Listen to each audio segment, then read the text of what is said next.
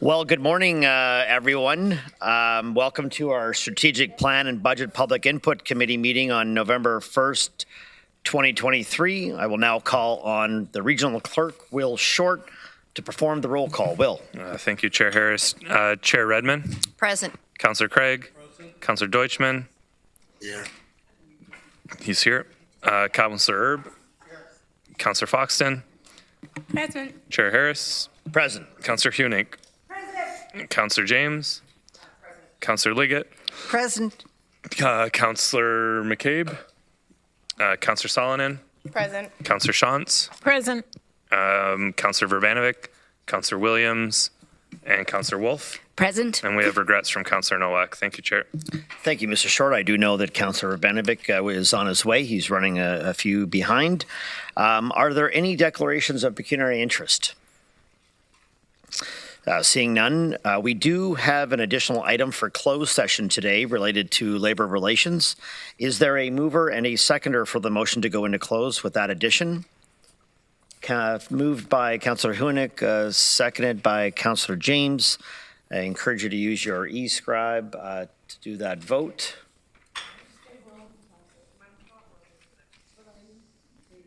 No, I've got it pushed here, so.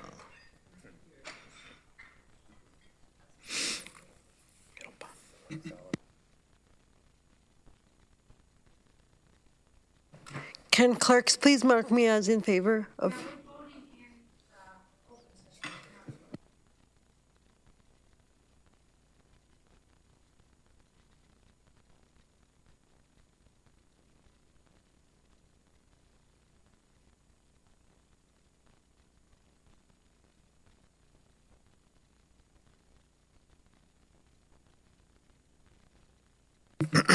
Okay, and that is carried. We'll head downstairs for the closed session to the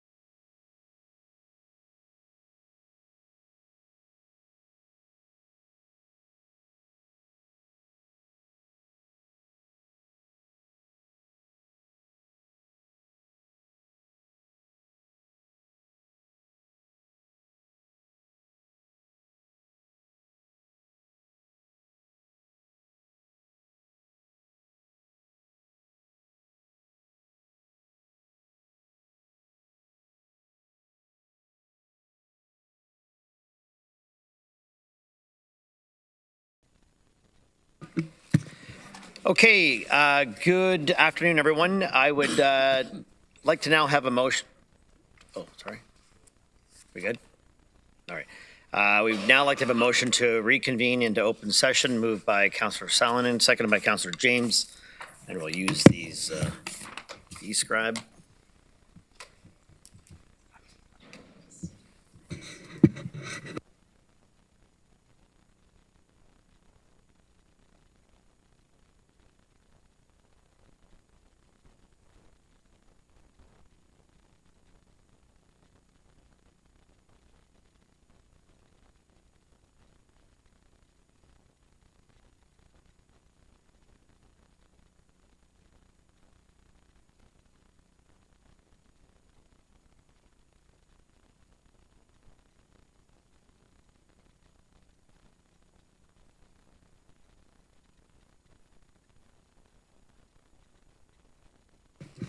Okay, that is carried. I would like to acknowledge that the land on which we gathered today is the traditional territory of the Haudenosaunee, Anishinaabe, and Neutral people. We acknowledge the enduring presence of the Indigenous people with whom we share this land today, their achievements, and their contributions to our community.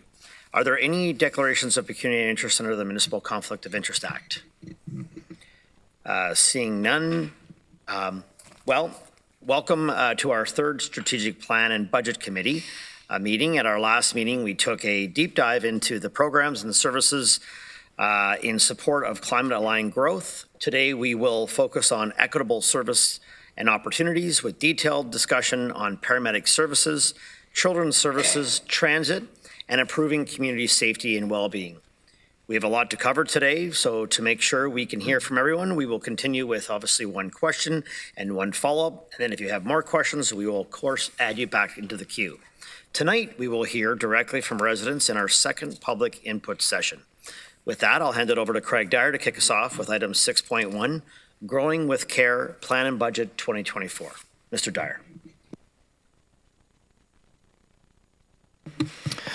Thank you to the chair. I have some brief comments to make before turning the presentation over to some of my colleagues who will walk us through the order of business for today.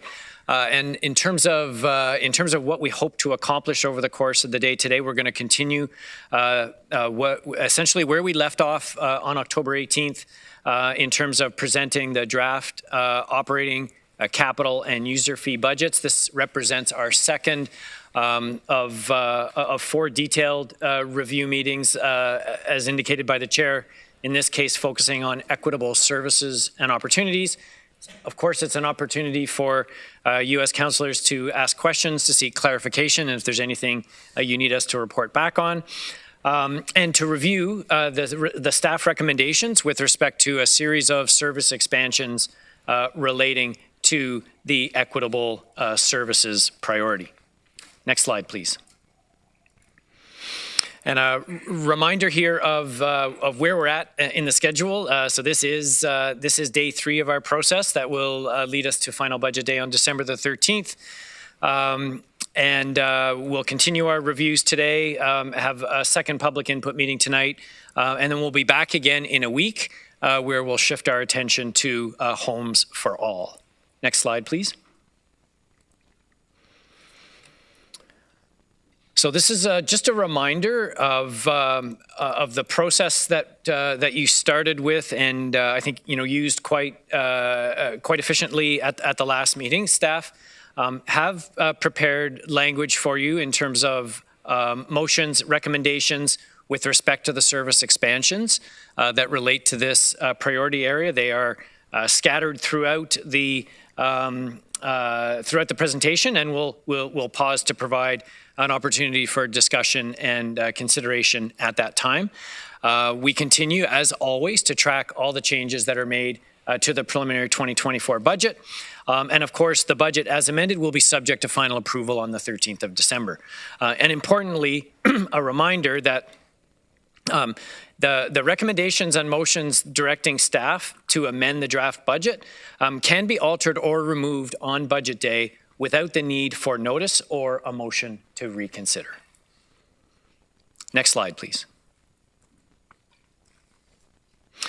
We thought we would, again, just for your reference, include the wording of the resolution that initially came out of, I think, the Administration and Finance Committee, but was amended by Council on October 25th, just stating that a motion to amend the final budget will be subject to notice and must be submitted in writing to the clerk no later than noon on Monday, December 4th, 2023.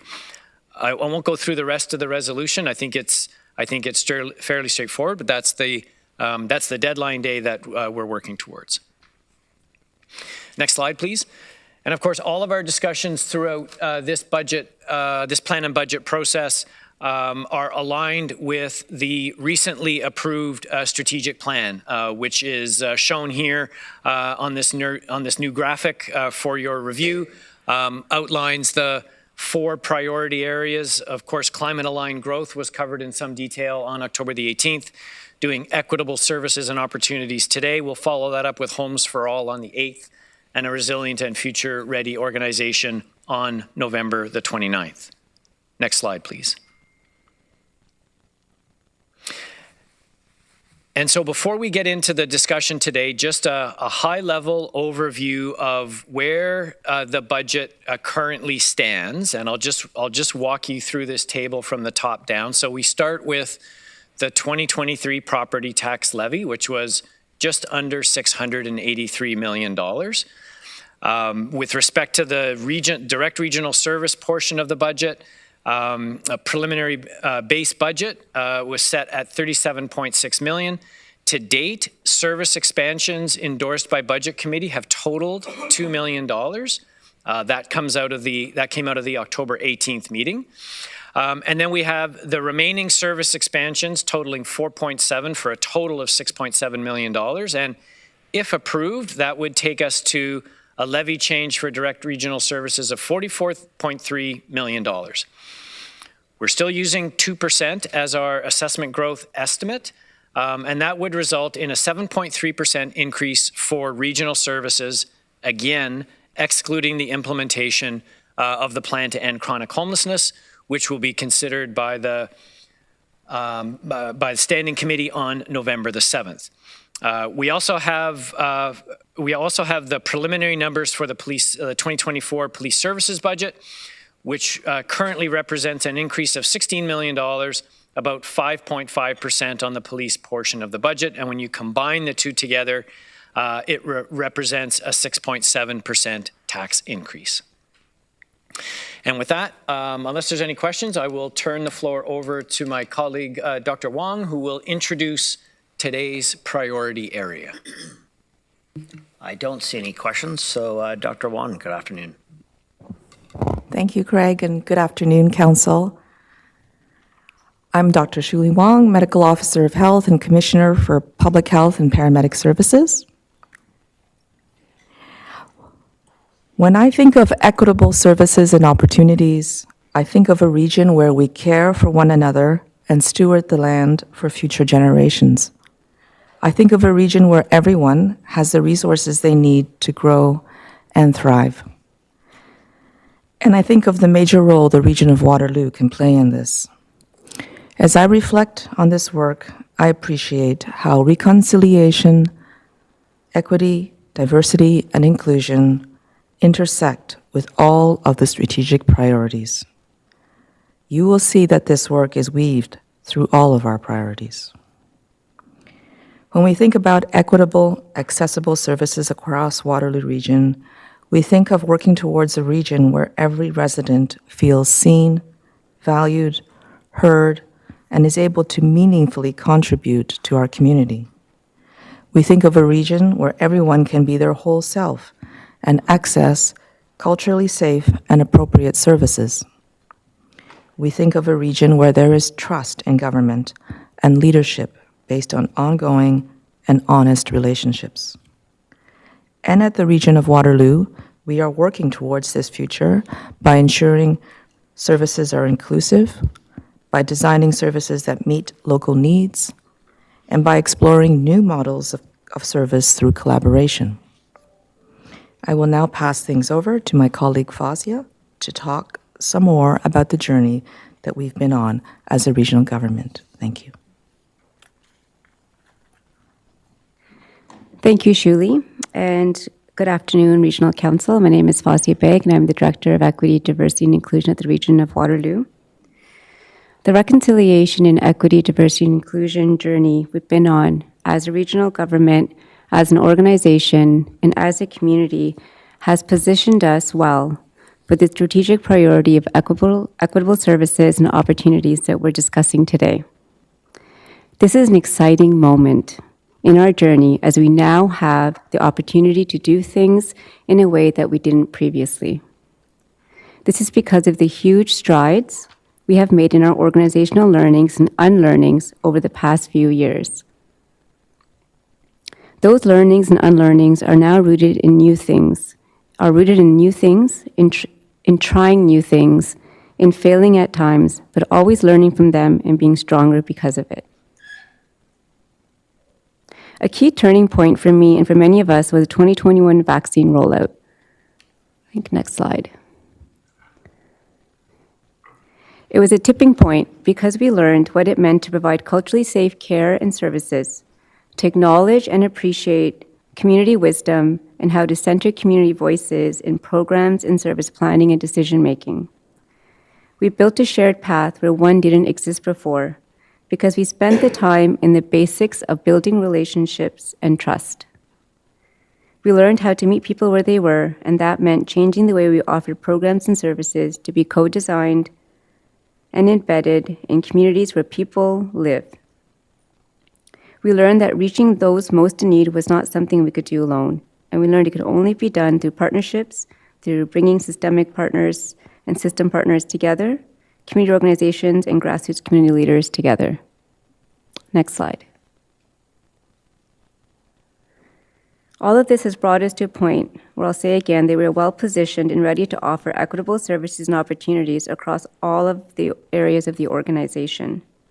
You can see that we're working towards this goal in transit, in supporting health and health equity, in building safe and connected communities, and by providing diverse cultural services and experiences.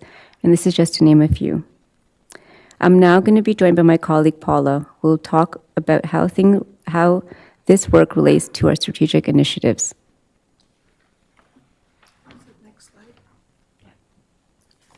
Next slide, please. Thank you, Fazia. And Sago, Annie, good afternoon, Regional Council. I'm Paula Whitlow, Director of Truth and Reconciliation. Fazia and Shuli spoke about collaboration and partnerships.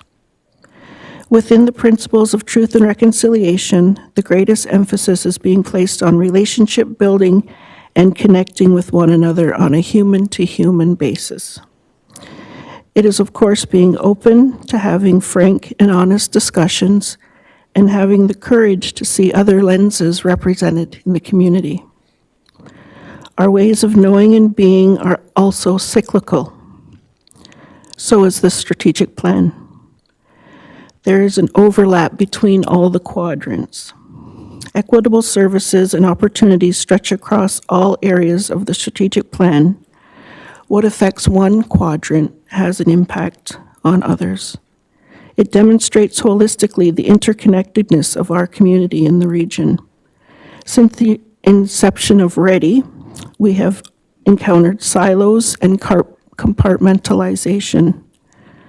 So this strategic plan is refreshing as it supports and reinforces teamwork together consistently for the greater good. Today, you will hear how our plan shows an organization working together for the community to help improve safety and well-being for all residents. You will hear how we plan to provide responsive and equitable transit and how we will improve community safety through the automated speed enforcement program. Next slide, please.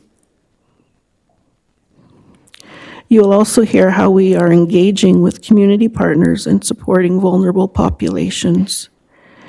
And you will hear how we are addressing gaps in our health care system through co-design alternative models of care with community. Solid and thoughtful partnerships, collaborations, and engagement underpin these concepts.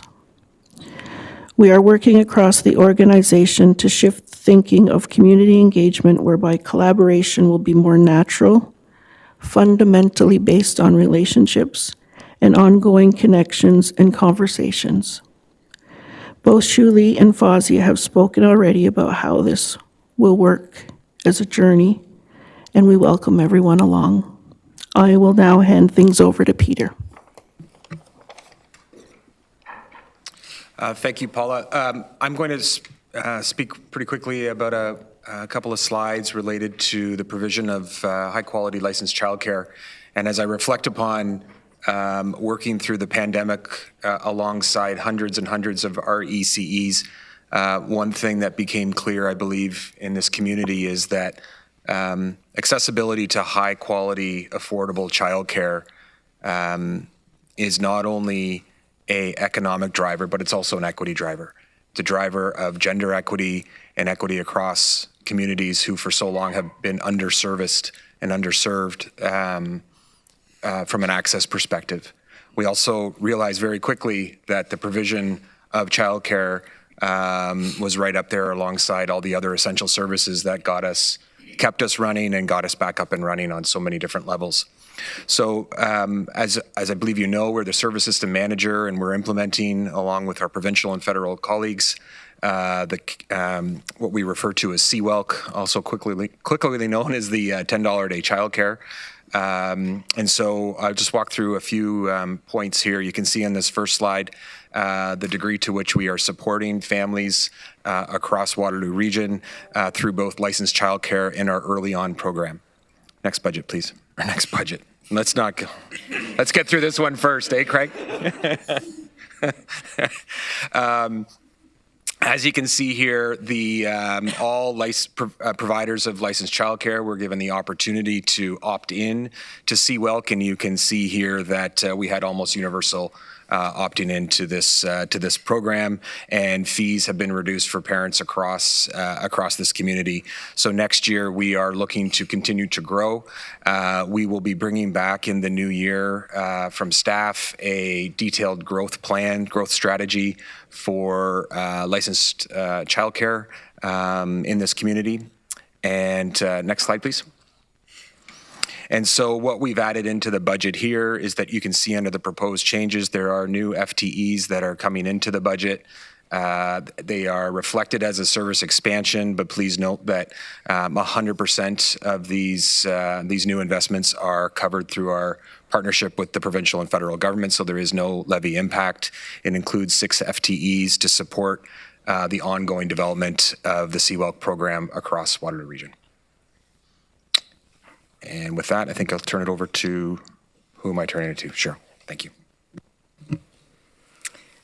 Thank you, Peter, and through you, Chair. I just have one slide here on the Children's Services budget. As Peter had mentioned, the vast majority of the increase for children's services in 2024 is related to the CWELC program, which is 100% funded. So starting over on the left, there is some inflationary pressures on the current service level in children's services, adding about $500,000 to the 2024 tax levy. CWELC program expenditures, and I apologize, there appears to be a bit of a typo on the CWELC. It should be CWELCC. CWELC expenditures of $8.4 million offset by $8.4 million in subsidy for a net levy increase in children's services in 24 of $500,000. And with that, I think I'm turning it back over to the clerk for the motion. Mr. Dyer? Yep, so there's a proposed motion relating to the service expansion for children's services that staff be directed to include in the 2024 operating budget a service expansion for the Canada-wide Early Learning and Childcare Plan as described in Appendix A. And as indicated in that appendix, the funding for the proposed positions, the cost of the proposed positions is fully funded by additional Canada-wide early learning and childcare funding from the federal and provincial governments.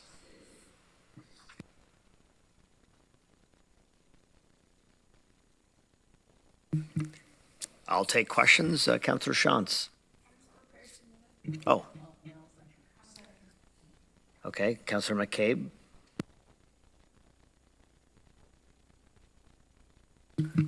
We'll get e-scribe up and ready to go, folks. Give us a minute.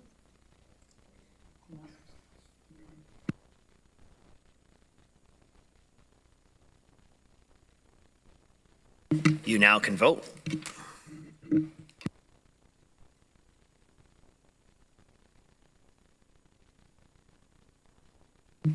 And that appears to be carried.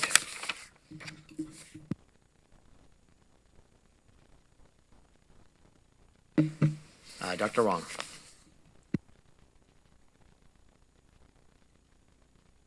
Thank you. I'll be presenting on the paramedic services slide. I'd just like to acknowledge that Chief Riches is here today, along with some other members of my senior team. So, thank you. As a preface, just to let you know that the slides on paramedic services that you'll see next focus on the second phase of the paramedic services service expansion request. So both this phase and the one that Council pre-approved for January 1st, 2024 start support the paramedic services master plan and our goals of service expansion that position paramedic services to provide a sustainable service level that meets the needs and expectations of our community and ensures the mental health of our staff is protected and supported. Next slide, please. So the requests on this slide have already been approved by Council as part of the pre-budget request that went forward earlier this year. So I won't go over them in detail. So just a note that these enhancements were originally scheduled to occur in October of 2023 and were moved to the January 1st start date to ease the 2023 budget impact. Next slide, please. Paramedic services continues to see increasing 911 call demand. Although 2023 call volume has not increased significantly when compared to 2022, service demand continues to be very high when compared to 2021 and earlier. The increasing population growth will result in continued increased demand for 911 paramedic services response. As a reminder, paramedic services experienced an over 11% increase in 2022 compared to 2021, and we continue to feel the pressures from that increase. Additionally, as the healthcare system continues to be heavily overburdened, there continues to be pressure on the 911 response system when patients cannot access healthcare via their family doctor or other pathways. Next slide, please. Unit utilization. Our unit utilization provides a quantifiable metric that shows how busy our resources are and the flexibility that there is in our 911 deployment system to effectively handle spikes in call volume and significant public safety events.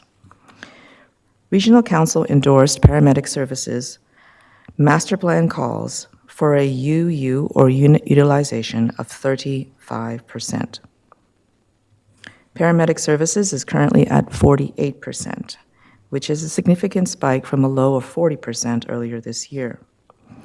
A high unit utilization rate also has a negative impact on paramedic mental health. Next slide, please. Regarding code yellows and code reds, from January to September 2023, paramedic services has seen less code red and code yellow incidents, but the duration of these incidents is longer.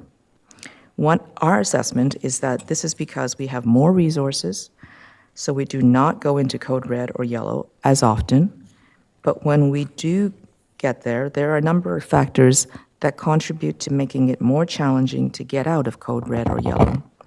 These challenges include spikes in call volume, our hospitals struggling with patient volumes, which result results in offload delays and downstaffing due to staff wellness concerns and staff needing their much-deserved time off. The month of October 2023 is not included in this chart. Early analysis of October shows a spike in the frequency and duration of code reds and yellows, with significant challenges on weekends. Next slide, please.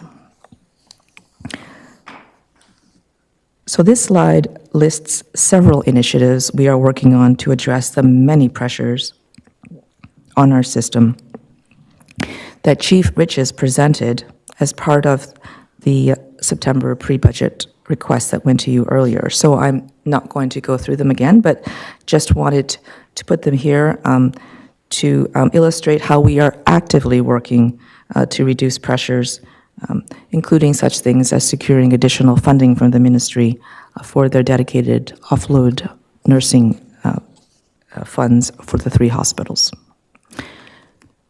Next slide, please. Thank you. Many factors are considered with respect to the Paramedic Services Master Plan. These factors include actual and anticipated population growth, increases in trends in 911 call volumes, the mental and physical wellness of our staff, and the legislative obligations under the Ambulance Act and associated provincial standards.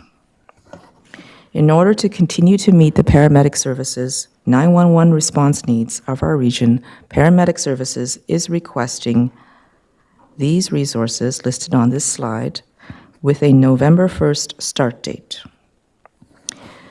The master plan originally called for these resources to be onboarded July 1st, 2024, but staff have moved these to November the 1st to ease the pressure on the 2024 budget, which is feasible given the recently approved January 1st, 2024 enhancements. Next, I'm sorry, there's just one more thing, if you could go back to the previous slide, just to explain the staffing that are listed in the slide. The scheduler and program assistants are critical staff resources to support the dynamic 24/7 nature of paramedic services deployment and to support the ongoing administrative tasks behind the scenes that are required under provincial legislation. Further, by enhancing these important administrative positions, this allows our supervisors to prioritize both the important real-time operational command of the service and the increased coaching and mentoring of our frontline workforce. This, in turn, helps us manage risk and the day-to-day challenges of the 911 response more effectively. And I'll now pass it over to Cheryl for the budget slides.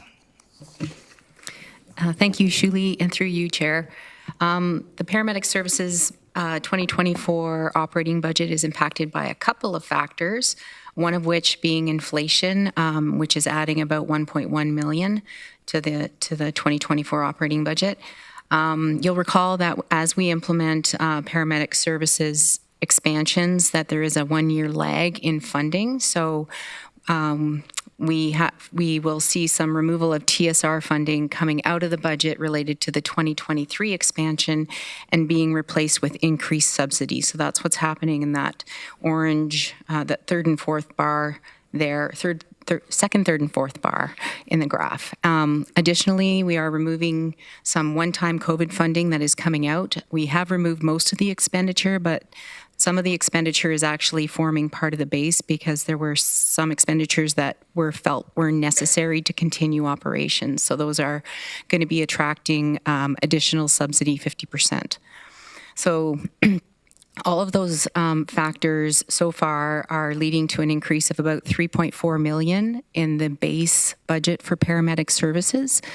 And then additionally, there are the 2 service expansions that Shuli had walked through, one January 1st and one November 1st, which are leading to a net levy impact of an additional 2.5 million in 2024. So the total property tax levy increase for paramedic services in 24 is approximately $5.9 million.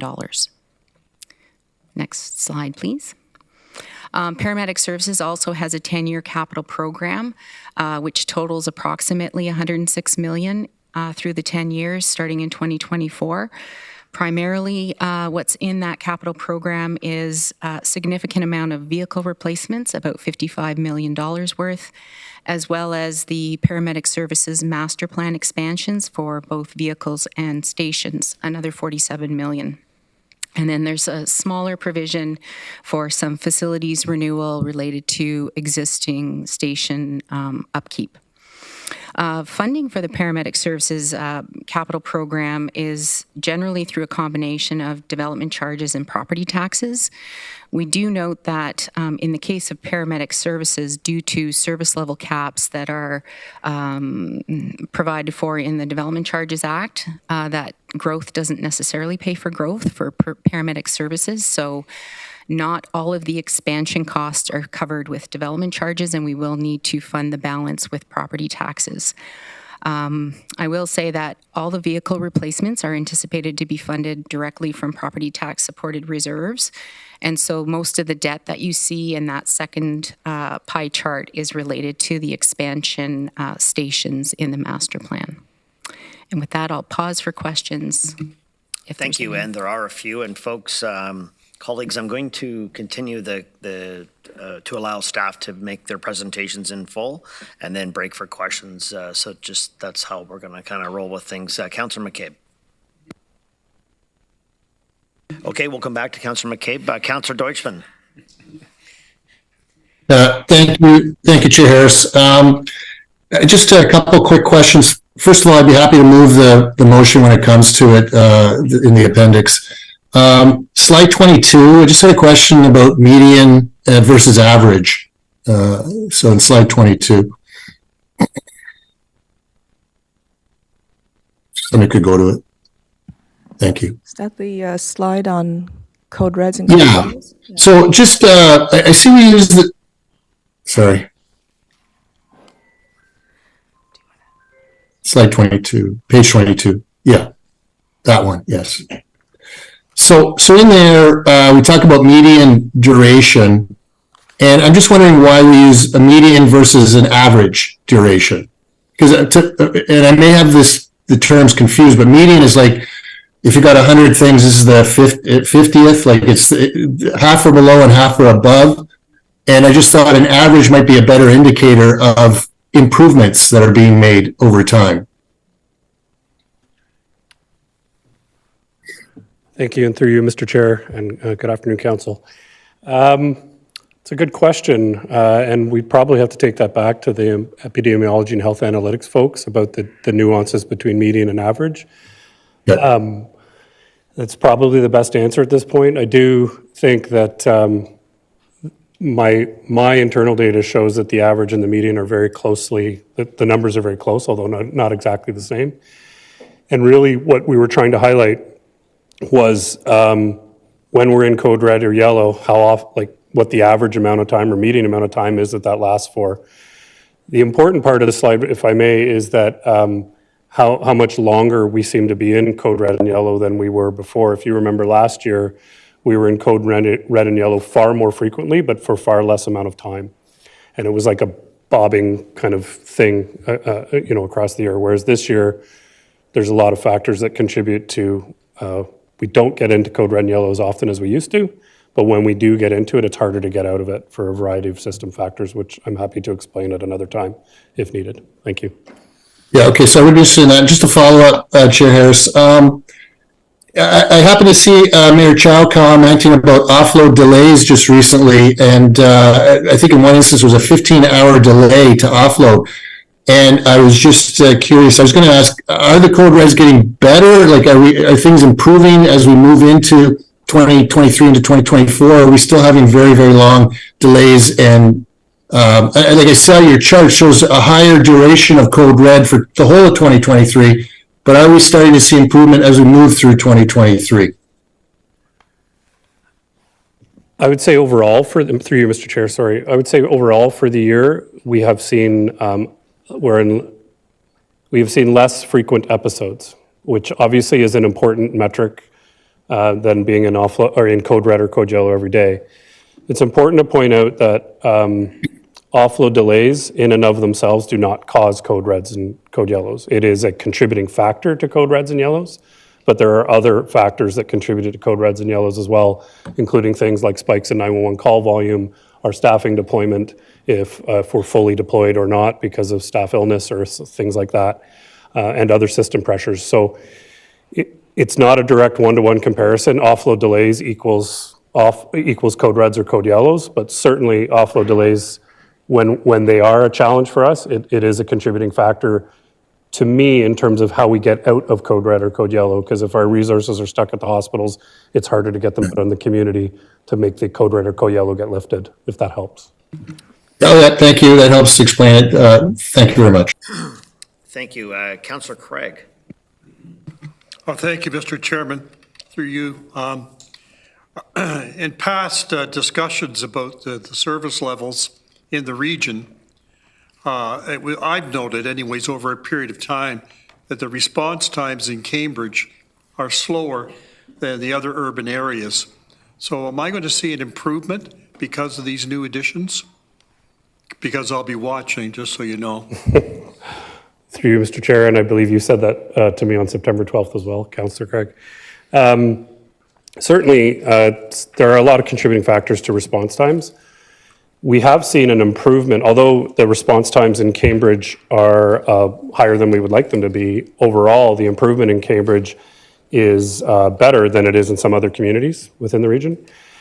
The other thing I would say is, although we have very important provincial reports on a response time performance plan to submit to the province, and it's part of our requirement under the Ambulance Act, as we continue to position paramedic services in terms of a forward-thinking, innovative service, things like response times in and of itself are not a metric that says, here's how good the paramedic service is. And I bring that up to you because we want our response times to be really, really fast for very high acuity patients, your cardiac arrest patients, your patients in respiratory arrest or unconscious. I would suggest to you that the current provincial dispatch system we deal with makes all of our responses have to respond lights and sirens, and I've explained that before to council. The challenge with that is it doesn't properly pick out, currently, the current dispatch system, which calls we need to get to right away and which calls we can delay so that we can get to the other calls right away. And that's probably the biggest thing we'll see. We believe it's 2026, early 2026, when the province will implement MPDS at the Cambridge Central Ambulance Communications Centre.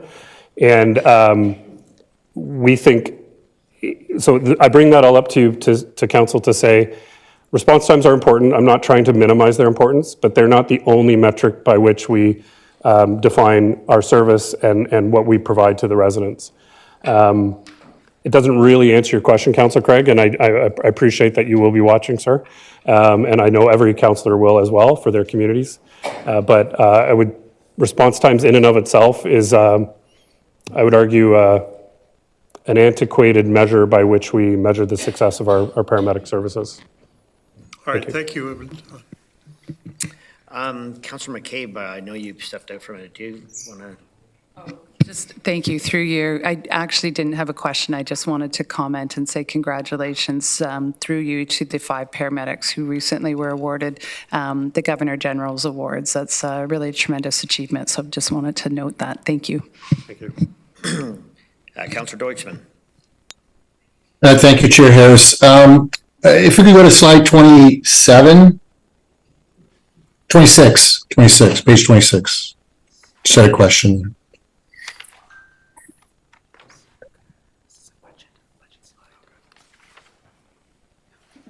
Right. So just before I get to that, first of all, I just want to say I appreciate that you're not looking to start this until November 1, 2024.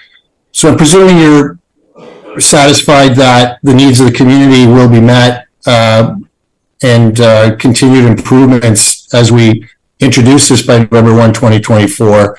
And you can comment on that if you want, but my question was here, maybe Mr. Dyer, question for him, is the second pie chart says property tax reserve, and I'm just wondering if that meant the property tax like the levy, or what exactly is the property tax reserve?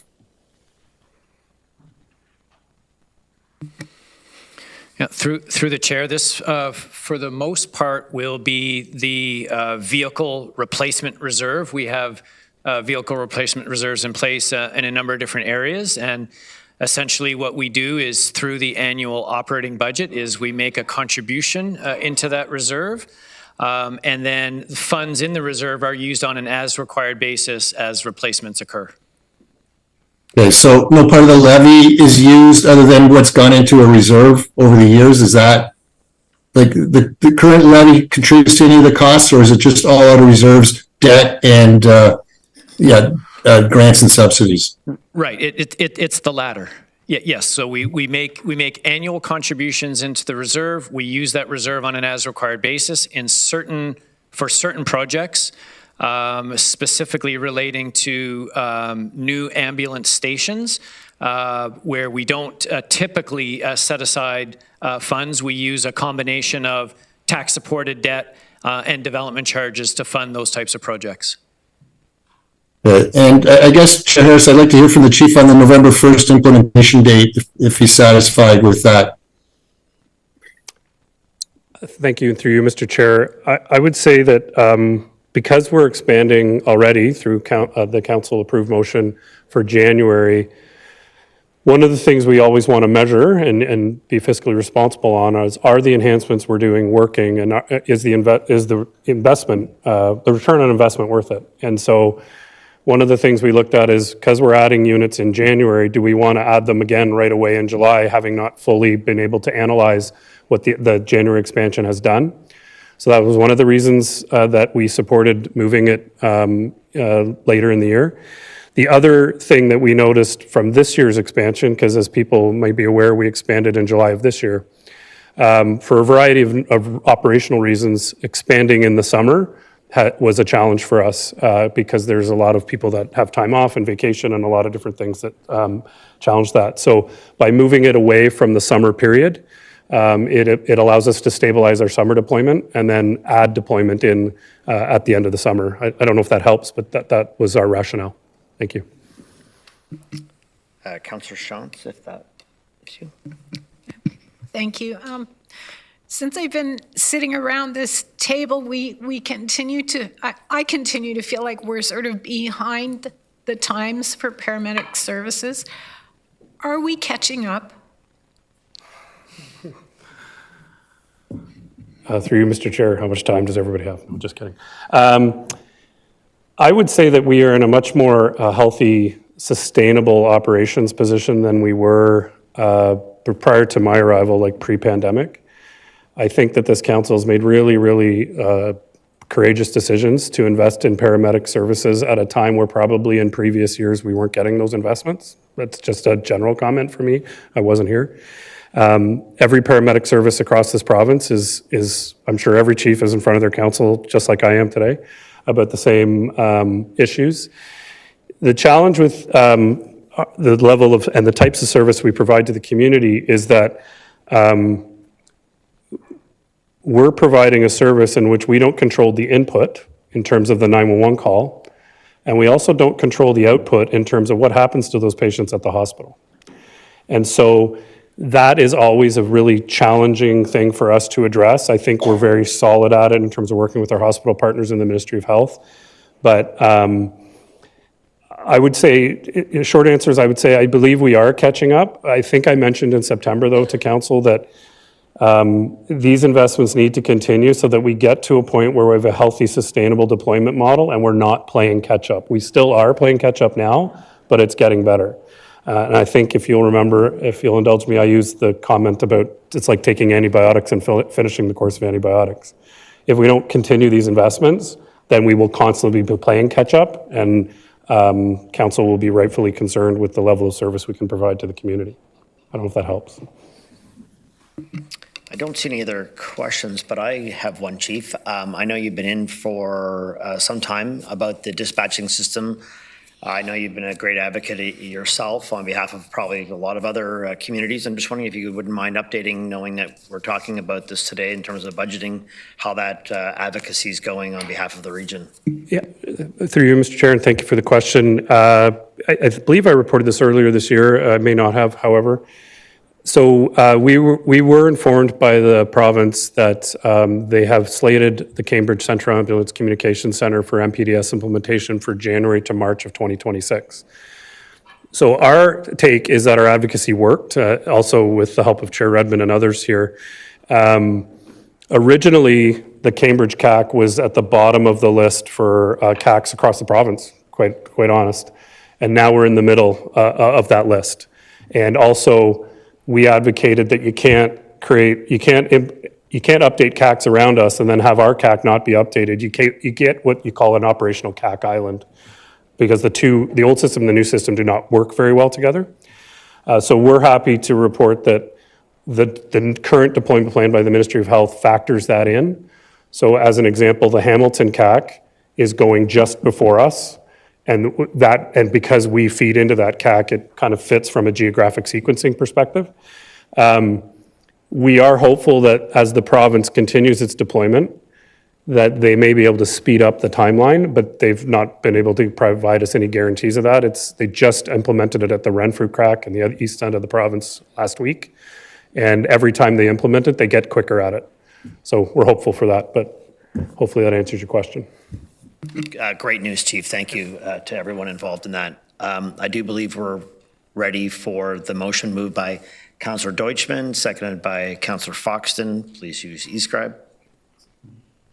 When it's ready, of course.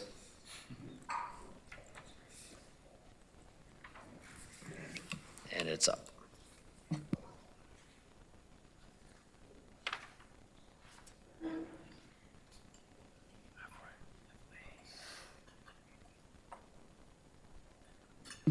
And that's carried. Thank you.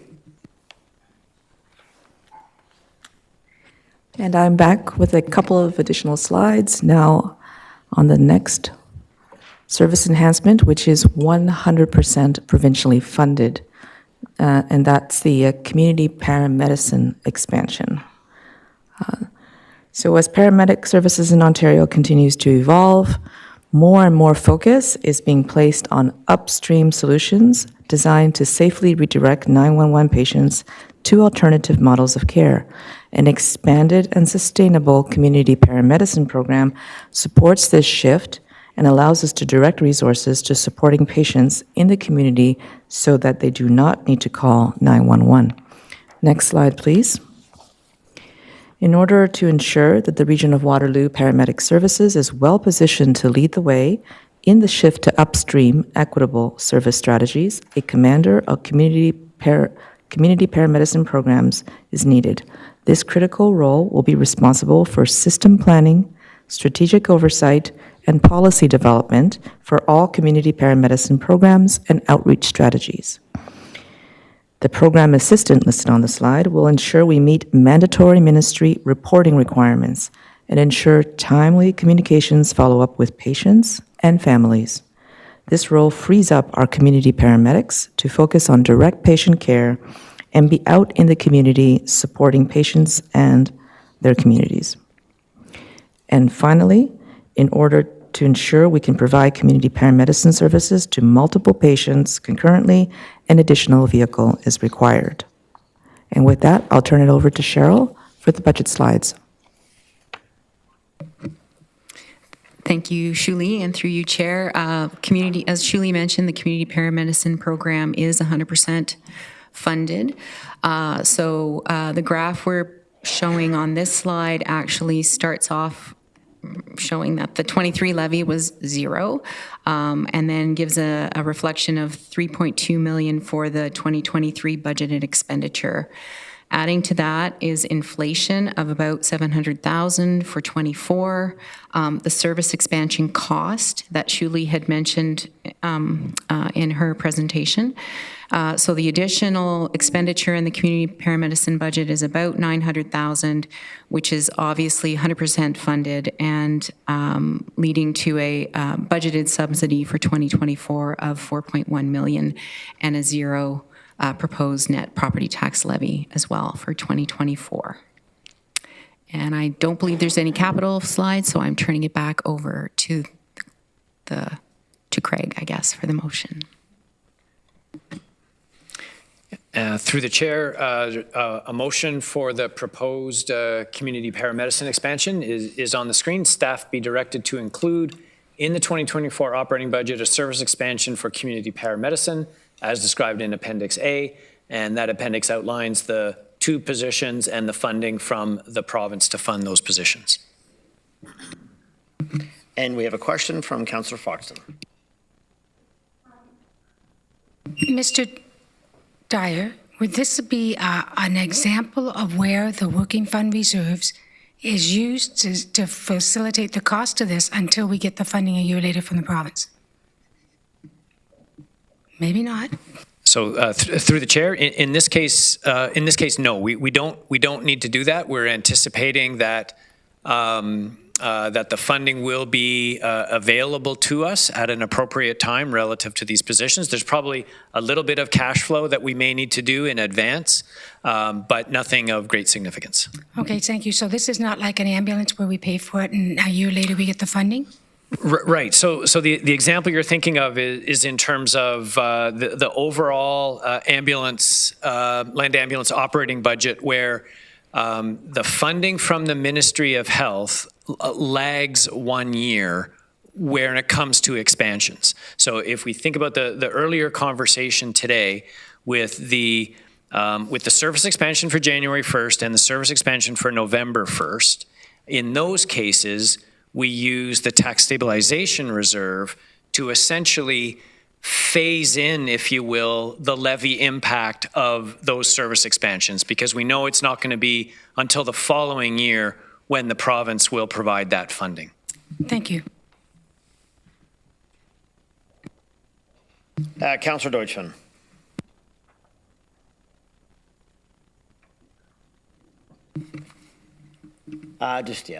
No problem, Rob. My apologies. So thank you very much. I did have a question that just got sidetracked in my thinking for a second. And, the working fund hasn't been used in 5 years, and clearly this is not a situation where it would be used. So I just wonder, next year then, so this is a program that's funded by the province, and we start this. Does the province continue to fund this program, or what happens in like 2025, that sort of thing? Or is this a one-time situation? Thank you, and through you, Mr. Chair. So we receive funding for the province from 2 sources, but 90% of our funding comes from the Ministry of Long-Term Care, and they have committed funding up until the end of March 2026. And so I believe that by that point, it'll have been 5 years of sustainable funding from the Ministry of Long-Term Care. And then 10% of our funding, about that much, is base funded by Ontario Health through the Ministry of Health. So that funding we expect to, now that it is considered base funding, it to be base and live on for a while.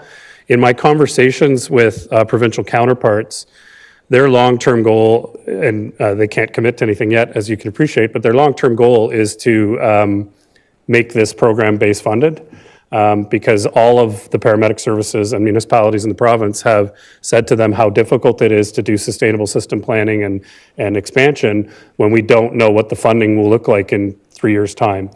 The good news is there is no indication to suggest that funding will dry up, because as you can imagine at the patient level, if they suddenly were to cut funding, there are hundreds of patients that our team support right now that would suddenly not have support. And so it just doesn't work from an operational or a patient-focused lens. I don't know if that helps. Right, so just to follow up on that, so if it did dry up, and hopefully it doesn't, that 4.1, whatever it would be, would have to be absorbed by the tax levy then in that situation if we wanted to continue the program. Potentially.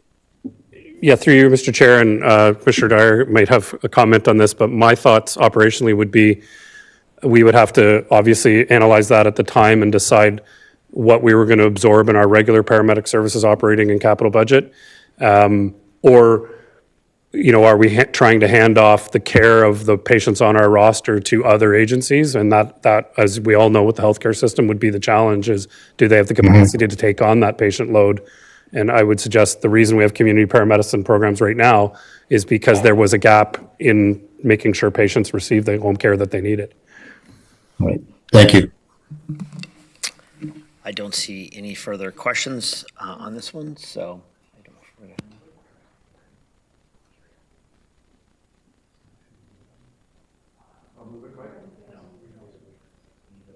So that motion that Mr. Dyer recently read was moved by Councillor Verbenovic and seconded by Councillor Wolf. So.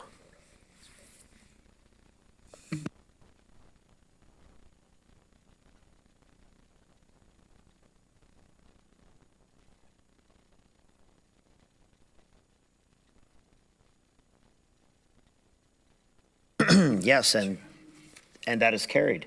I believe I'd like to make an introduction of Matthew. You're up. So good afternoon, Matthew.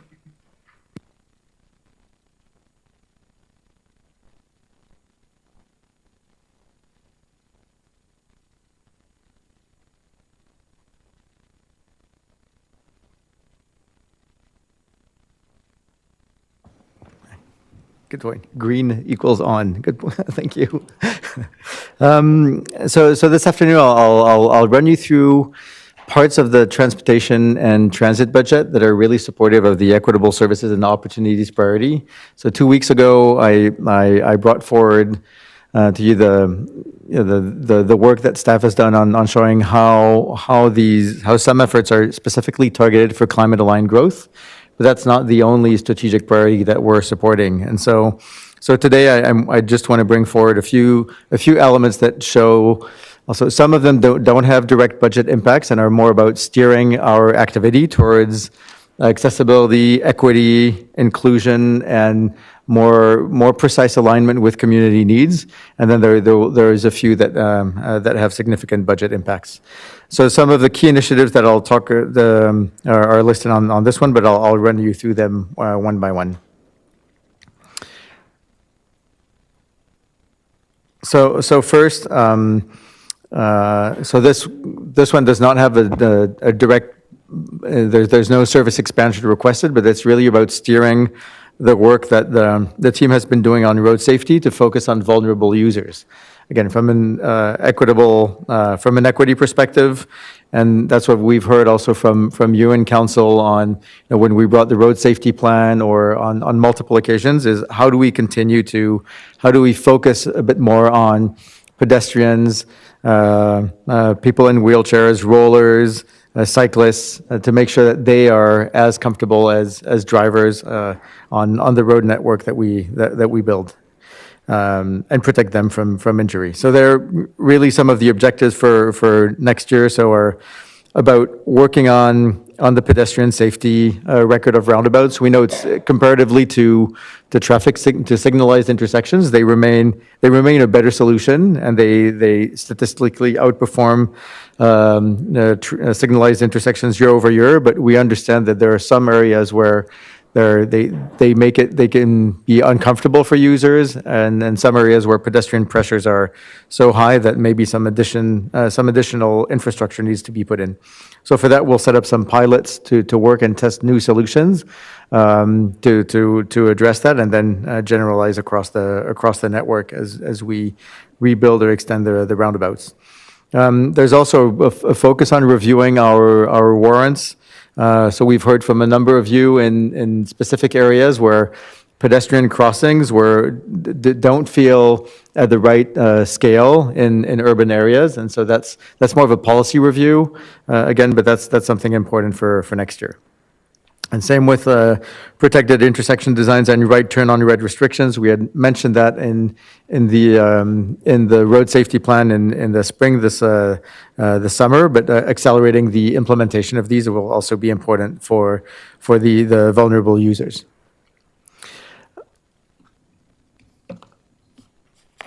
The second initiative that I wanted to bring forward is something we've talked about a few times, and that you've asked staff to and directed staff to work on, is to and really specifically with the townships, at trying to understand what does growth and what do the pressures of growth mean when you have much more residential going along roads that were initially designed really more for goods movement and agricultural machinery.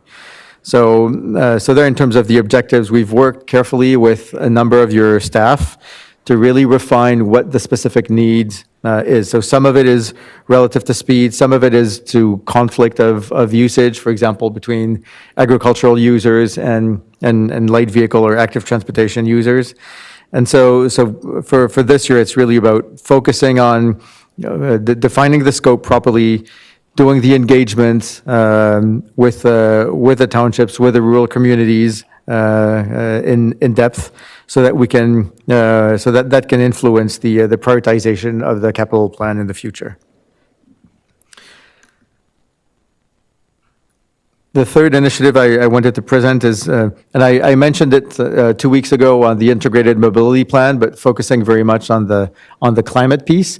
But there's also an equity piece to the integrated mobility plan, and they're one of the key priorities that you'll see come up in the new plan as we come back to you in early next year with some of the first directions, is to really be much more explicit about equity metrics and how does that serve different communities and different users across the community, and how is their access to jobs and services, how does that vary from one community to another with respect to needs.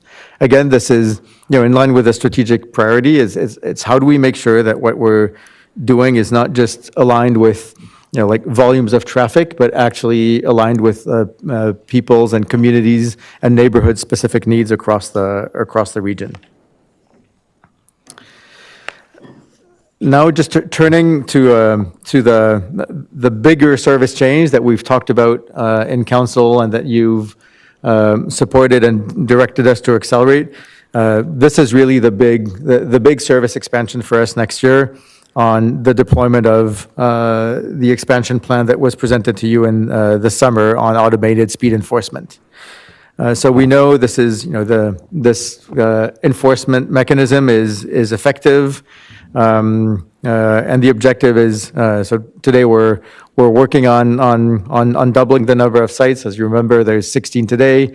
We're working on towards 32 as quickly as we can, so by the end of the year, maybe early next year. And the objective will be to reach 60 by the end of 2024 and prepare the change for a future expansion through to 2028. So here, the proposed changes from a resourcing standpoint are quite significant. So we talked about 32 permanent positions that would be required or to support that. Again, these are spread out across the different pillars of this initiative. Since one pillar is operations, it's actually about putting in the cameras, maintaining them, monitoring them, calibrating them, working with our contractors to do that. There's the processing piece, which is about how do we transition towards the region of Waterloo processing center and move out of the joint processing center with the City of Toronto. And then administration, which is really the administration of the tickets, the recovery, any appeals that might be made. So these positions are distributed across these, as well as a few support functions. There's a lot of IT work that's required to make all of this work. We're trying to also modernize it. We've heard from you at council that maybe it's not a good idea to mobilize people with little USB keys to download things. So this requires cloud infrastructure, and this is the direction that you've given us and that we're following. But that will also require some IT support. We also know on the communication side of things, we understand that a lot of community members are very supportive of this program, but a lot of them are also a bit weary that this is, it can have multiple impacts on the community, sometimes because people will try to find shortcuts and go into even more residential neighborhoods to avoid a speed camera, so we have to be really careful with that.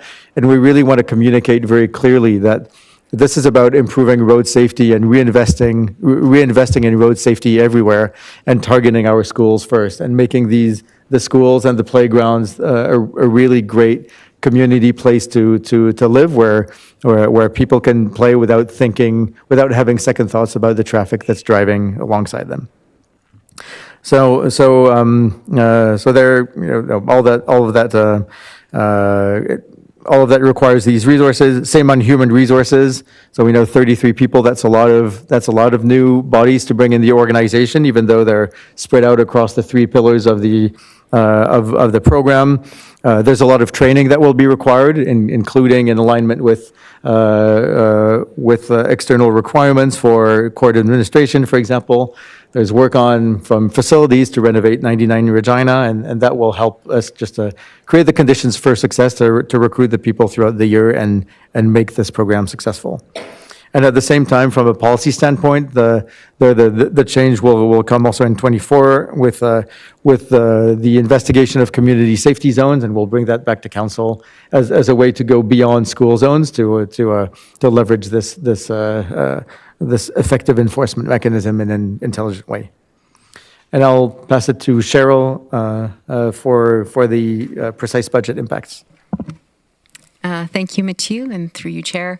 As Mathieu had mentioned, the budget for the Enhanced Automated Speed Enforcement Program is actually spread out throughout the organization. So this graph basically depicts what those major categories are. So starting over at the left, the 2024 base budget is actually those 32 cameras that we hope to have in place by the end of the year. They actually contribute a little bit of net revenue to the operating budget of about $300,000. And then moving over to automated speed enforcement operations, that's the traffic cameras, et cetera, that are adding another $1.1 million to the 2024 levy. The processing center is another $900,000. Administrative penalty program system is about $1.5 million. And those two, processing center and administrative penalty program, will be reflected in the POA budget. And then there's some program supports that are required in order to make the program successful, another $800,000 there. And then as the proposal goes, the ASE revenue, net revenues would be put into, after all the costs are covered, would be put into a road safety reserve to fund future implementations, more cameras, as well as additional road safety initiatives that are deemed eligible for this expenditure. So as you can see, there's no change really between the base budget and the proposed budget with this service expansion, although there are significant revenues, and I see that a data label is missing there. So my mental math isn't as good as Craig's, so I'm going to have to do something quickly in my head. 2, 3, 2.5, 3, 4, 5, 6, 5.9, I don't know, 5.6 million, something like that, for the expenditure and revenues in 2024. Next slide, please. So this table actually provides the capital expenditures and funding sources for the next 4 years of implementation. I think in total there's about $8.5 million of expenditure anticipated for the three components of the program. And then as you can see, the funding sources are basically the road safety reserve, so the net ASE revenue.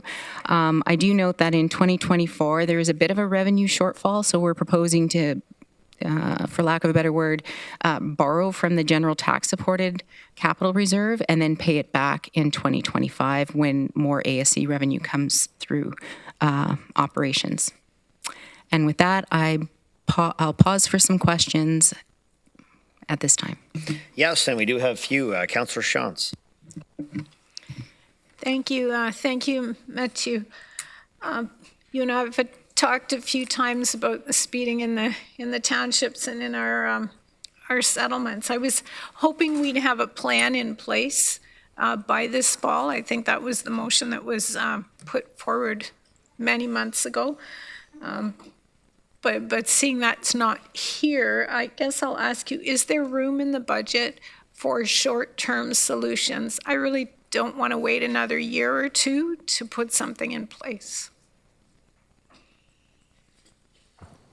Through the chair, there is room in the capital budget for, there's some miscellaneous lines that can be done. Then it really depends on the very specific configuration. Again, adding signs. So the revision of warrants, for example, that's something that will trigger, that may trigger some needs for additional signage, for example, that's more for intersection management. For things that are heavier, if we want to put like curbs or infrastructure, that may require that will require that may require grading or culverts, so a bit more infrastructure, and we have to be careful about whatever networks are going underneath the roads as well. So that takes a bit more operational time to be deployed, but there is room in the budget to do some of the smaller, I would say, smaller scale improvements that may have a positive impact on the community. Okay.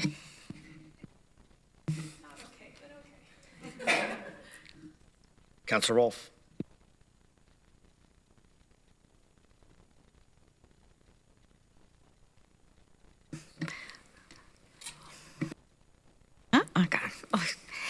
Through you, Mr. Chair.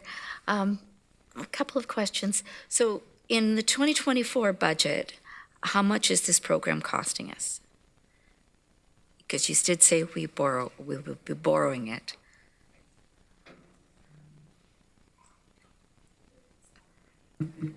So are we addressing this?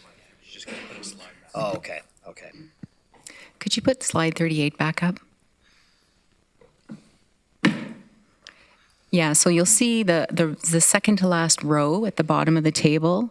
There's about 900,000, I would say, shortfall to covering all the capital costs versus the amount of net revenues coming in 2024. So we're proposing to just borrow from the General Tax Board of Capital Reserve, and then in 25 we would replenish that reserve with the additional revenue that we would see in 25. Okay. So even though we're hiring 33 people and all of those other expenses, we expect to make that money in 1 year on the tickets. Okay. Have we considered time for these tickets? I'm getting a lot of concern about getting a ticket in the summer at 1 a.m. when you're going past a school for 40 kilometers an hour.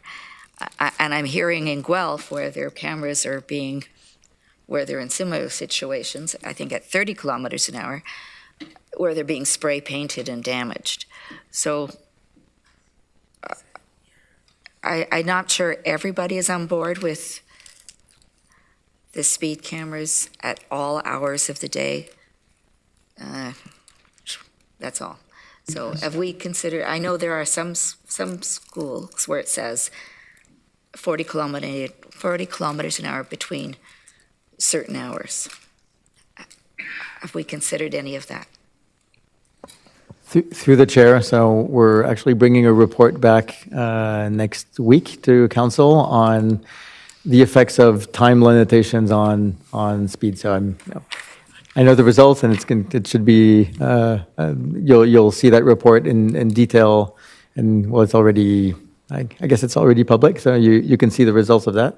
But I would say let's reserve the conversation for next week. It's not the data is. Tells us some things that, so we'll share that. We'll make a presentation next week. Okay, thank you. Councillor Deutschmann. Thank you, Chair Harris. If you could put up slide 38 again, please.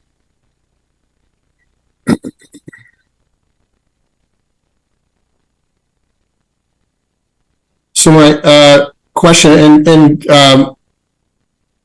Commissioner Gitka, just before I get into my question, I also thought that Councillor Shantz's question might have related to community safety zones and some guidelines for creating community safety zones that would allow for some speed enforcement cameras in certain areas of concern within various area municipalities. So I look forward to that information coming forward sometime soon. On this, though, the implementation, so the Road Safety Reserve and the General Tax Capital Reserve, so we're funding the implementation, the expenditures completely from reserves. Is that correct? Maybe Mr. Dyer is better to answer that question. So through the chair, we are intending to fund the capital costs associated with this initiative from reserves. The operating costs will be funded, if you will, from the revenue that we anticipate collecting from the tickets that will be issued. And the intent is to transfer some of that revenue into a road safety reserve. What my colleague Cheryl has identified on slide 38 is that we have a temporary shortfall, if you will, in terms of the funding of the capital costs and the revenue that's being generated. So what we've come up with is we can fund the balance of those capital costs, about $900,000 from the general tax supported capital reserve, and we'll just repay that reserve in 2025 when there's a lower amount of capital costs anticipated, and if all goes well, additional revenues. And along with that answer, I note that in 2025 we see 2659. I guess that is what we anticipate is going to be put into the road safety reserve by this program? Through the chair. So no, that would be the amount that would come from the reserve to fund the $1.75 million of costs in 2025 and to repay the general tax supported capital reserve. So where would the revenue number be then in this? The revenue number would be in the operating budget. Okay, so we don't see, that's not here. No, it's here. If we can go back, I think just one slide.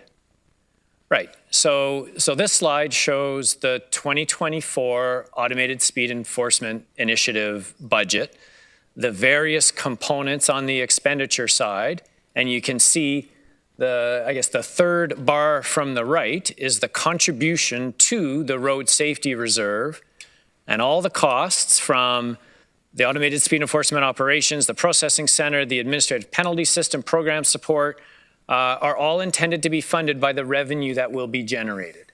And the idea in the future is that as this program matures, that there'll be an increasing amount of net revenue that will be contributed to the road safety reserve, and that in turn provides a source of funding for road safety initiatives across the region. Thank you, Mr. Chair. I'll come back after. Thank you. Councillor Verbenovich. Thank you very much. Can we go back to, you just popped a slide up. I think that was slide 38. The one before that, I think it was 37. Yeah, so when we look at this slide and compare it to slide 38, is it 900,000 is that difference for 2024? Is that what I'm understanding? So through the chair, the two slides show two different things. So the slide 37, the one you see before you right now, is the proposed operating budget for 2024. All of those blue bars on the waterfall chart show the various components of expenditure in the automated speed enforcement proposed budget for 2024. And then you see all of those costs then being offset by the revenue that's generated. So the connection here is the item that's referred to as road safety reserve. So that 1.9 million is a contribution into the reserve that's funded by ASE revenue. And if we forward then one slide, you now see in the 2024 column, road safety reserve funding of 1,867,000, which is the rounded version, sorry, the not rounded version of the 1.9 million on the previous slide. So essentially, we collect the revenue, it comes into the operating budget, we move some of it into the road safety reserve, and then we use that to fund our capital costs. So just going back then to Councillor Wolf's question earlier, so the assumption is at the end of the day, at least initially, we're net zero. And in fact, over time, this will be a revenue generator that'll go into general revenues, correct? I was with you right up to the very last part of what you said. So the intention right now is that not that the revenue will go into general revenues, but any, okay, I'll call it surplus or excess revenue would go into the road safety reserve. And that becomes the source of funding for Mathieu and his team to implement road safety initiatives from a capital perspective across the region. Okay, that's fair and fine. I guess my question is, my other question then is, are there opportunities here to start off with less staff and see if in fact we need all that staff? I mean, 32 is a big jump, which would then potentially, if we don't need it, it's always easier to grow it, particularly when it ends up being a net situation. But if we don't need those folks, what it'll do is allow us to see additional dollars go into the capital reserve sooner, which would potentially create some budget some budget that we can work with for other purposes later on. Matthew, if not, I know you have some other resources. Teresa's online as well, so. Yep, through the chair, I can try to respond at a high level, but for example, the processing and the administration staff, if we, for example, say we only want to have half of them, they will only be able to process half of the tickets that are expected for the revenue. So the revenue will drop by half. So that we need the staff to be able to process the volume, which is the reason, we brought to council that balance between the joint processing center, which has a capped number of offensives that can be processed there. So there's a direct impact on our revenue from that pillar. And then on the operations pillar, if we there's a number, I think it's six people to be able to deploy all of the cameras to move from 32 to 60. So there, if say for example we wanted to have only, or council gave us the direction to only have half of that, then we would not be able to achieve the target of 60 cameras in place by the end of 2024. So we can go slower, but that will. Yeah. I guess where I'm going with this, if we were a business and we were looking at this particular issue, we would look at it in the context of saying, okay, I'm starting a new business. There's sort of a certain amount of business that I hope to have, or my business plan suggests at minimum I'll achieve, and then there's a higher amount that I hope to achieve. And so I'm not right away going to go to that higher amount of what I hope to achieve, because at the end of the day I might be incurring more expenses than I need to incur.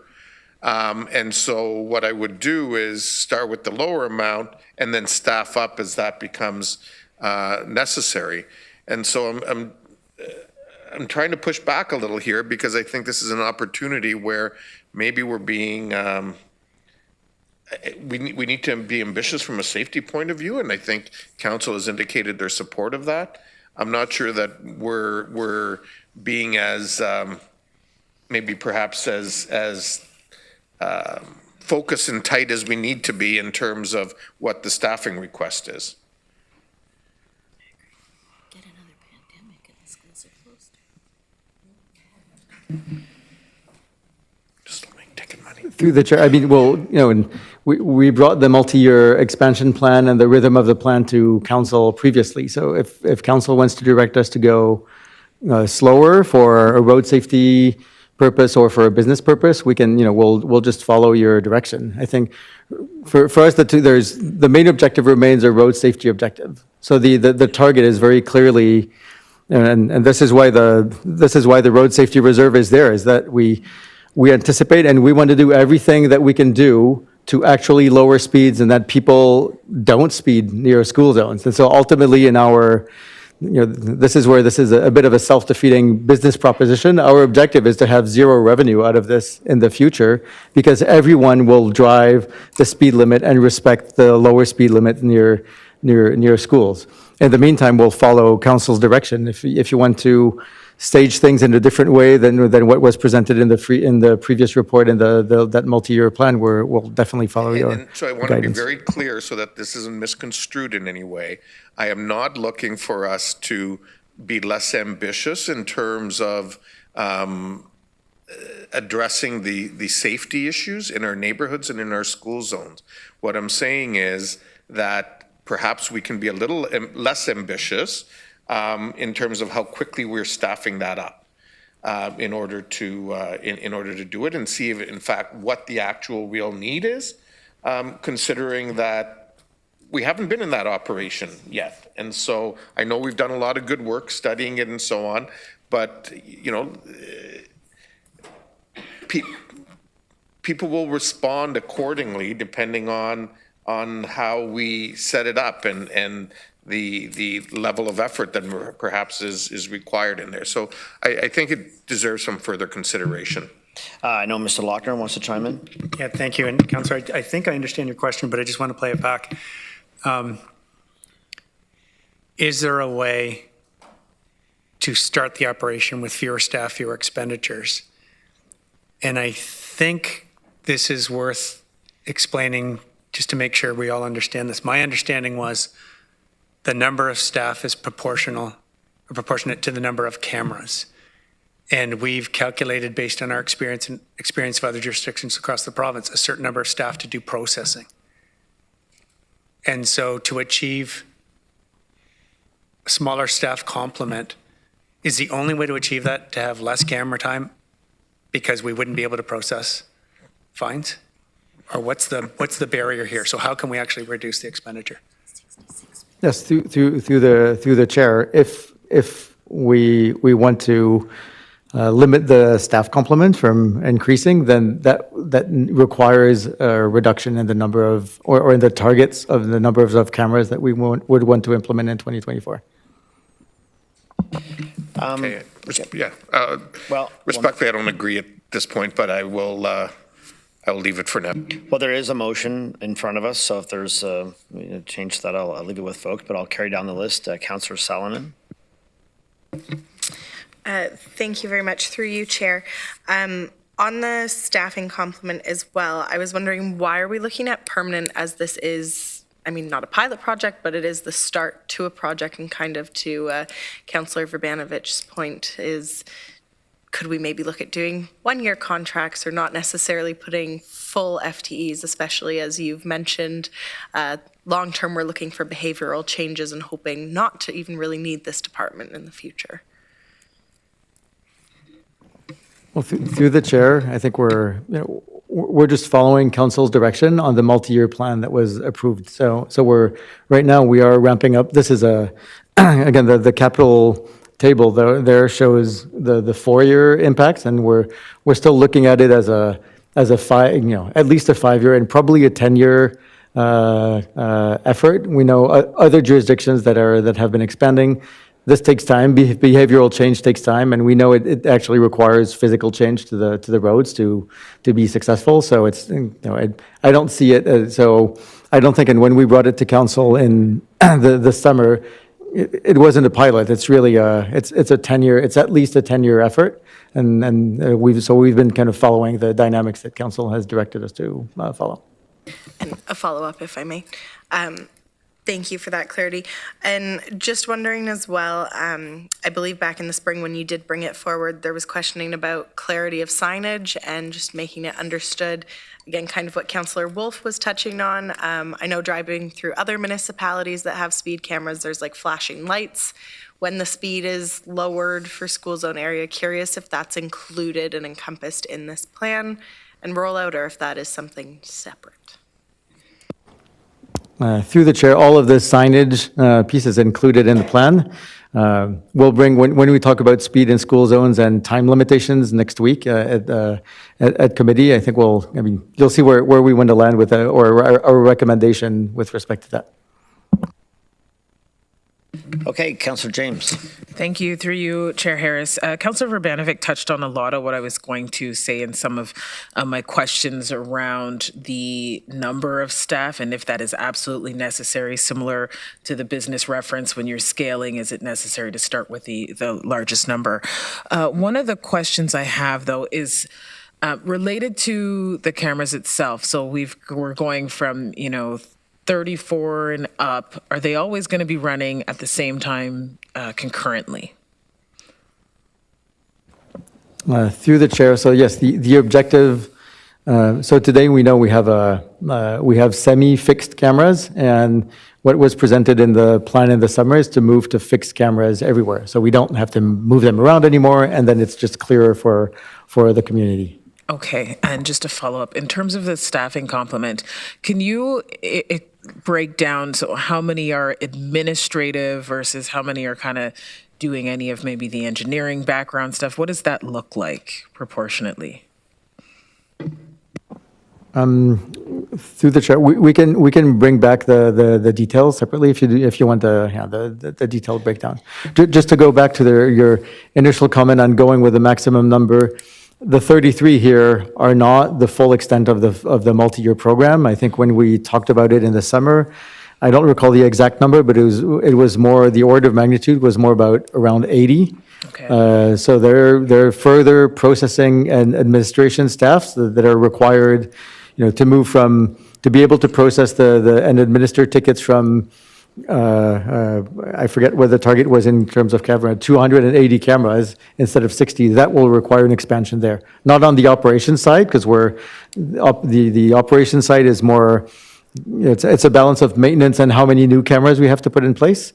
But on the other, I would say the ultimate number is bigger than the 32 that are in this report. Okay, so just one other follow-up question, comment. Have we or your staff explored AI in this and the advancements of technology in terms of assisting with some of the processing going further out?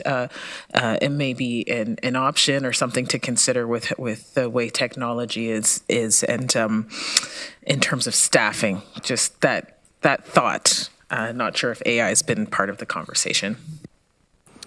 Through the chair, and I know Teresa's been more involved in the IT side of things, but we're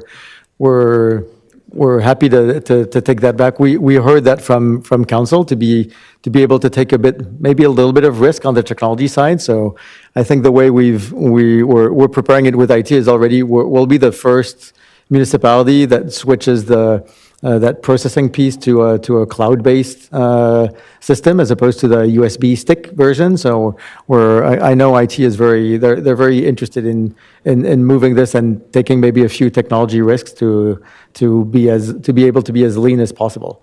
Now it's also a very highly regulated field, processing and administration. So the regulations there add a lot of constraint to what we're able to do or dematerialize or have in person. So there's there's a regulatory limit to how lean we can be, but there's definitely a lot of effort to move out everything that can be pushed to technology is already in there. But we'll look at it again. Okay, thank you, Mathieu. So I know Mr. Lochner is maybe looking to chime in, and I know Teresa's just chomping at the bit to answer all these questions too. But a question of clarity, because it's a similar theme. I mean, we're pretty experienced ramping up new businesses, and as we came to council, we suggested a ramp up so we could go slow. It's a volume-based business, and the number of tickets issued is directly proportionate to the number of cameras we have and the number of hours they run. And so it was this council that said, no, we want all the cameras, all the sites, and go faster. And I understand why.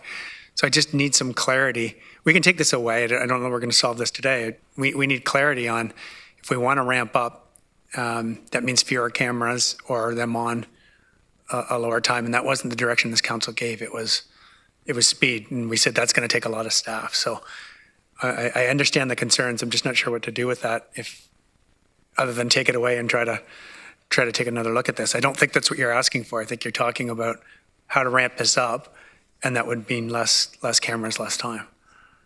Unless there's some other solution that we're not aware of.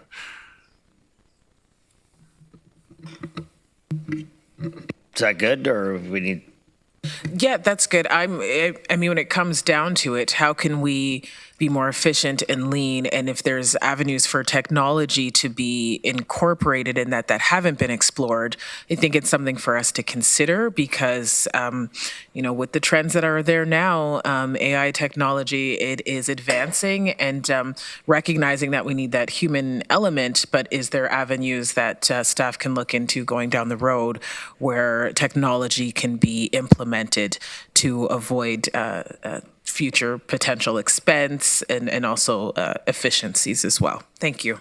I'm done. Okay, Councillor Liggett. Thank you, Mr. Chair. So listening to the analogies to business, how it works with business, if you know you have or you perceive that you are going to have a lot of orders, you go out and you spend the money to have the employees and to have the raw materials to make the product that you need to make, which is what we're trying to do here. And I look at the reserve fund no different than a line of credit for a business. A business calculates how much money they're going to need to produce that product in order to get it to market and sell it, including advertising. So they base that line of credit amount on all of those variables, which is what has happened here. The problem a business has is if they never pay down the line of credit and then they increase it year after year after year, never get to the zero. But when I look here, we're at zero really, really fast on this. So I support the motion the way it is, and I just say, let's get on with it. Let's get to a point where we're making the money so that that extra money can go into that road safety reserve, because I think there's a really good business case here for that to happen. And we can't lose sight of the fact that this is a business case. This isn't like a service that we're giving to the community where we're not supposed to make money. This is to try to show that there's all these speeders out there and we're going to make money off them. Hopefully, we could end that in 20 years. I can't see that happening because it's human nature to keep speeding. So they get punished and we make the money off it. So I'm supportive of this motion. Okay, Councillor Foxton. Thank you, and excellent comments, Councillor Liggett, as well as everyone else's. I think right now we operate with several cameras in school zones and only 2 are operational. This new program will make them all operational, correct? And we could phase out hiring the staff, but it's irrelevant because the program pays for itself. And if we implement them this year and then implement them the following year, this is simpler to do it this way. The only thing is, do we need 32 staff if we're using the automatic monetary penalty system? Because that automatically generates the ticket. So we still need that many staff? Okay, that you don't have to answer, that's fine, you can just nod. Yeah, this is a self-generating program. I have no problems with it, except that, what if I get caught? Sorry, bye. I followed you out of here, Sue, and I don't think you're getting a ticket anytime soon. But Teresa, I don't know if you want to chime in quick on things, because I know a lot of these answers are, obviously technology and everything, but there is a lot of legislative prescriptive requirements on this. But Teresa, do you have anything you would like to add? I think I saw you nod. Maybe not.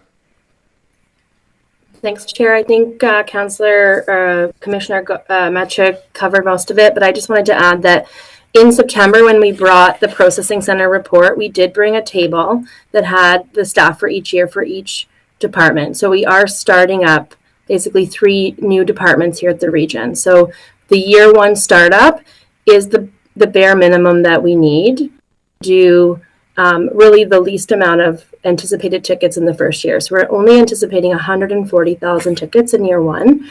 And so the staff that we put in place in the processing center, exactly like what's been communicated, to process those 140,000 tickets. However, year 1, we need to set up the supervisors. We need HR support to get off the ground, like the CAO was speaking to. This is starting up new processes. So year 1, we do have to kick off those staff. And then each year subsequently, we have scaled it based on what we're anticipating, how the program should look. That being said, we will not hire those staff year 2. So for example, the processing center year 1 is 7 staff, year 2 is 15, year 3 is 20, year 4 is 25, year 5 is 30, the next year 35. So we're only going to hire those staff once we know that this is, the model that we've created is happening on the ground. So we have looked at that from like a business perspective. Year 1, we do have a lot of one-time, as Cheryl and Craig covered, a lot of one-time costs. So those capital costs are to, again, set up 3 new departments here at the region. So some renovation money, all new software for both processing and for apps. And with the administrative penalties program, we are looking at as much technology as we can. So as much virtual that we can do, that being said, there are still some considerations for, serving our clients in person, but we are looking at as much modernization that we can. And I think Commissioner already covered this, but we are leading this conversation in Ontario. So I'm really proud of our team for that. Thank you. Councillor McCabe. Thank you, through you, Chair, and thank you, Teresa and Mathieu, for the background that you've been giving us. I was actually going to remind us, or remind Council of those conversations that Teresa just outlined, and also just remind us of the conversations we had many months ago when we asked for a road safety report. That's probably 6 to 8 months ago, 8 months or more ago, when we asked Commissioner Getsky for the road safety report, because sitting around this council, we all articulated about concerns we had about road safety in, I think, nearly every one of our communities. So we identified it as a significant priority. We asked staff to take a look at this. This is what they've come back with. And we were very clear at the time, months ago, to say, let's accelerate, to use a pun, I guess, let's accelerate the speed with which we add cameras, because as you said, we were going to start with 8. And we said, well, it's such a problem across all of our communities. Let's be more ambitious, and let's put road safety really at the top of our agenda, and go forward with a more ambitious case. So I'm fully supportive of this. I'm really appreciate what Teresa, you've come back with, and Mathieu, you've come back with, and to say we had these conversations months ago, and this is why staff are here with these, and I don't think this is the time to kind of change our mind after they've done all this work at our request for a really important community need. Thank you. Councillor Erb. Thank you, Mr. Chair. I think when we first received this report from staff, we had the pedal to the metal. It feels to me like we're taking it off a bit now, and I'm happy to keep it there, hopefully not getting a ticket, but to keep going with it as hard as we can. In reference to Councillor Urbanovic's question about starting a new business, like the way I see these numbers that we've had, we're about what we're doing in 24 is about a third of what we expect the total operation to be when it's completed. Is that right? So about a third of what the total business plan eventually would be is happening in the first year. Yep, that's correct. Pardon? Sorry, yes. Yeah, okay. So I think we're staff have followed what they heard from council in June, and the business plan before us is proceeding with caution and in a timely manner. So I'm supportive of it. Councillor Wolf. Through you, Mr. Chair, I think I am the lone wolf here. First of all, road safety wasn't the top of our thing. If I look at our strategic plan, I think it was affordable housing, homelessness, those things. And unfortunately, the amount of money that we spend here also takes away from what we can spend other places. Fines are not equitable. That's another thing. In terms of if you're rich and you get a ticket, it's nothing. If you're a single mom with 3 kids, it does make a huge difference. So just in that, I know everybody thinks speeding is bad, but in the next sentence you all say everybody speeds. So I think we need to be careful that, let's say, the fine fits the crime. And so I am concerned about 30 and 40 kilometers in front of a school when the school isn't out, when nobody is there, etc. So I would like, when we're going to have that discussion next, but one of the things we could do is if we can time the cameras, we can shut them off at certain times. That would reduce our volume, and it would also reduce the frustration of someone getting a ticket in the summer at 1 a.m. When it was safe to go 55, that kind of thing. So I would look And then the other question I have, I guess I haven't asked a question, is about fixed as opposed to portable cameras. I think that if we want to stop the speeding everywhere without huge expense, if we could move some of those cameras, even if not all of them were fixed, from school to school, so everyone feels that, okay, I can't speed in front of any school, as opposed to I can't speed in front of that school. So right now, we don't have, everywhere we say that there's maybe a red light camera or whatever, people feel they can't speed or can't go through. So I think the signage itself, without even the camera, does a lot of good. So I guess two things. I would like to see us either lower the volume that we're going to get by lowering, like adjusting time, looking at some portable cameras, and reducing maybe the hires this year to 25 instead of 32. And I would make that an amendment if I ever had a seconder. Okay, that was just a bit of a suggestion. I think we're not at the motion just quite yet, so I'll entertain perhaps you coming back on that. And Councillor Hoonick. Through the chair, I've been relatively silent on this subject because I think we're going through deja vu from 8 months ago. I think that Councillor Erb and Councillor McCabe said everything that I want to say, and so I'm wondering if it's within my authority to call the question at this point in time.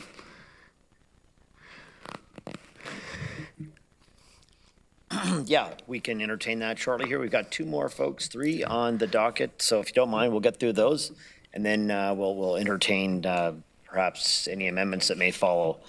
Councillor Deutschmann. Yeah, thank you, Chair Harris. So a couple of things. I've had discussions with Ms. Mendler and Commissioner Gutka on this issue, and I'm confident that the region can roll out the plan as devised. It's been tested in other jurisdictions. We've been dealing with it. I think on the staffing, what I'm encouraged about is the cloud-based approach with respect to this, because currently, as Matthew pointed out, there's a stick that some people have to go. You have to go pick up the stick. You got to change the stick. You got to transport the stick, and that's going to take people and time. And we're looking at a model, cloud-based, that's going to remove some of that necessity to have those sorts of people. Plus, going cloud-based will provide us with an opportunity for data and to find efficiencies and apply the AI concept that Councillor James was talking about. Councillor Wolf does raise a good point about the inconsistencies and speed limits across the region and times of day, et cetera. And I think that's something that the region and area municipalities really need to get sorted out. It's a problem throughout, and hopefully it's something we can deal with. The only way that I would be interested in any delay or alteration is if going smaller provided an impact on the levy. And I see it's all funded through reserve anyway, and it's self-supported. But if there was, for example, some other program that we were looking at that would have been funded through the road safety reserve, but now is part of the levy, I certainly would be interested then in talking about that situation. But if there's no way that a reduction in the number of staff or anything else we do to reduce this impacts the levy because of the difficult tax year we're in, then I'm fully supportive of moving ahead with this as is, because this is, while it may not have been number one on our strategic plan, it certainly is a top three issue whenever you're knocking on the doors during an election. So thank you for that. Okay, Councillor Shantz, and then we'll get to the motion. Thank you. Sorry, Chair Harris. My apologies, Councillor. That was sort of a question. Is there any potential levy at all by reducing this? And some other program that would have relied on the road safety reserve, for example, had to go to the levy. That's all I just wanted to clarify. Okay, sure, sorry. I was articulate about that. Dyer, if you want to chime in potentially on an answer there. Yeah. So through the chair, I think the best answer at this point is an alternate version of this expansion, if that was council's desire, would still show as levy neutral, and it would do so because we would then, of course, I think, adjust the number of cameras, adjust the number of tickets, adjust the number revenues, potentially the number of staff. The net position, whatever that is, would be a contribution to the road safety reserve. And the road safety reserve then becomes, again, the source of funding for capital investments in the future. So I wouldn't anticipate we would see anything different from a levy perspective. Okay, so head to Councillor Shantz, please. Thank you. I would not entertain any change to this particular motion. As I said earlier, I maybe wasn't forceful enough, but in the 8-9 years I've been here, the vast majority of calls that I get are about speeding, particularly through our towns, and we have no recourse on those roads. Those are regional roads. Right now, I think we're still limited to school zones and community safety zones, or can we branch out? So through the chair, the plan right now is still expansion on school zones, and then we'll bring back to council the opportunity to define community safety zones that can go a little bit beyond that. But these are the two that were allowed by regulation to put a speed camera. Yeah, so I think it's self-supporting. It's actually more than self-supporting. If people drive the speed limit, there is no penalty for them. And it really, really speaks to an issue that we have in the rural communities, and I know you have it in the cities too. So I think it's important to get going, and I'm really excited that we're moving forward with all the schools.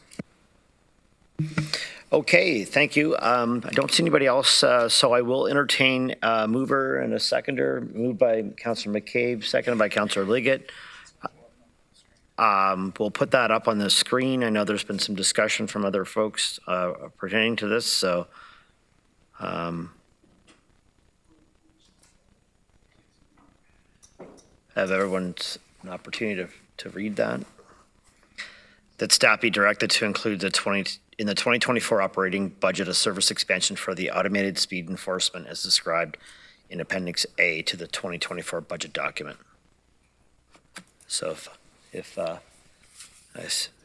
there's no other issues or comments, I will ask staff to throw up e-scribe and we'll go from there.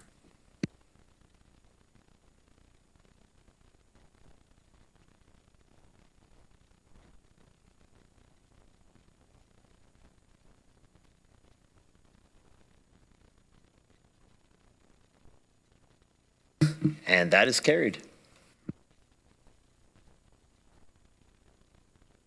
Okay, Matthew, I'll let you carry on. Thank you.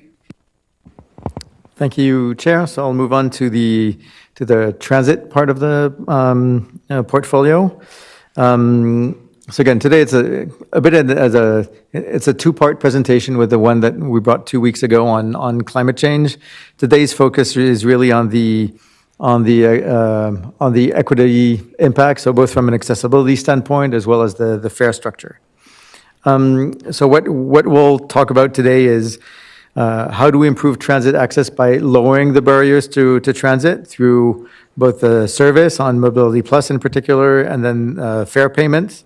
We'll talk about the fare structure, and then there's just a quick initiative also on snow removal timelines that we've been working on with our contractor. We heard about it quite a lot last year. And that will improve our customer experience near our bus stops. So I'll start first with the service changes that the service improvements that we're bringing forward. We already talked about it 2 weeks ago, but I wanted here to focus really on the package for that serves both our Mobility Plus customers and townships, which are where we're investing, I would say, a much greater amount of operating dollars per customer than for regular transit for good equity reasons. So the changes that we're proposing today are to increase the Mobility Plus service through an expansion of the equivalent of one full-time driver and one new bus. The objective of this is that will create the ability to ensure 30 more trips per day. And today we know that we have 5% of the trips on the day of that are not accommodated. So where the reservationist tells the person who's trying to book a trip that we cannot accommodate them at their desired time. So 5%. So today we're serving 500 trips. 5% is 25. So with a 30, we're kind of calibrating it to be able to manage most of that. So that is peaked. So it's not, I expect there will still be a non-zero number of unaccommodated trips, but it's being calibrated to be able to meet that overall volume. With respect to service to townships, there's both the work that we've been undertaking with township staff on trying to rethink, think a bit of a different model. So we know there's the circulator in Elmira, so that's a model that can serve a certain customer base that we're thinking about with other townships. So really rethinking the model, and at the same time, still trying to see what we can do with the existing routes to better serve the public. So in terms of the increases, there's increases on Route 21 to Elmira, especially on evenings and weekends where demand has grown significantly since the end of the pandemic. And also we've been working with the Sikh temple on Snyder's Road to bring an expansion of Route 77. Today there's only a westbound stop that's possible because of so we're working with them to find a physical solution to be able to add an eastbound stop and then expand the service for the weekends and the evening, which is when they share the biggest needs of their community, and which will serve the rest of the community in Wilmot as well for all of their leisure and evening travel. So I would say for the township transit plan, the work is still upcoming. So the objective for us will be to come back to council with some service options, cost them fully so that everyone, especially in the area rated model, so that all of the area municipalities can really appreciate the specific impacts for their residents before anything goes into a budget proposal. In terms of fares, so one of the key elements that we've heard also from council is, and we've already said this would be part of a business plan, kind of the rethinking of the fare structure. So we know that we're kind of running behind, and I know many of you are impatient to see the results of that and the data behind it. So that's still in the business plan to approach, especially the age-based discounts that we've been talking about since last year for youth, high school students, and seniors. In the meantime, the model that we're trying to expand right now without a change to the whole structure is to expand the U-Pass. So U-Pass is universal. It means everybody gets a pass. And so we're trying to think about how we can apply this to the corporate world. So we know today it's difficult to serve specific kind of large employers ad hoc because it's very difficult to understand the demand. If we're able to translate the U-Pass, so for example, develop a partnership with a major employer where we figure out a mechanism so everybody subscribes, then we have a fixed revenue and a good understanding of the demand, and then we can serve these employers better. So that would be a new fare product that we're investigating right now. And same thing, the work has started already on the high school U-Pass, so the technical work is happening now, and that will come, if it's conclusive, if we can find the right mechanism and the right balance with the school board, that's something we would bring in the 2025 budget cycle. In terms of immediate barriers that we'd like to, I'll click again. Yeah, in terms of some of the immediate barriers that we'd like to remove for access to transit, again, we've heard from you many times that the fare payment technology sometimes has some restrictions. So the first thing we're going to proceed with in 2024 is to introduce EasyGo on Mobility Plus and Bus Plus services. So today they do not have access to that convenient method of payment, and it can be a barrier to access transit. So that will add that payment option to our Mobility Plus and Bus Plus customers. The second initiative is, again, about how do we make it easier for people to find the right product and be able to pay for it without going to a ticket vending machine or to a customer center. And for this, we'll introduce again, in partnership, introduce a mobile payment pilot with a phone-based app that will enable potential customers to buy their tickets on their phone and not have to go to a customer center or go to a ticket vending machine to be able to acquire their tickets. And then in terms of the physical barriers, so our objective is to improve snow clearing times at bus stops from 72 hours to 48 hours. So we've talked about it last year after it snowed. So we know that there's a 24-hour window after which the cities and the region clears the sidewalks. And then the transit cleanup would come just after that, within that 48-hour window. And that will improve access to stops and improve for anyone that needs to walk. We know that walks to the stops, which is a great majority of our customers. Walking through snow is not the ideal scenario, and so we need to change that. Then I'll pass it to Cheryl or Craig for a financial housekeeping amendment on Mobility Plus.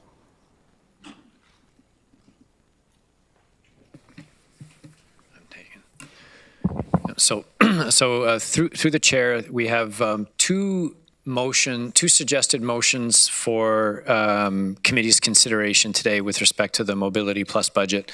The first is one that we're referring to as a housekeeping amendment, simply an oversight in terms of getting a number into the budget as it was coming together.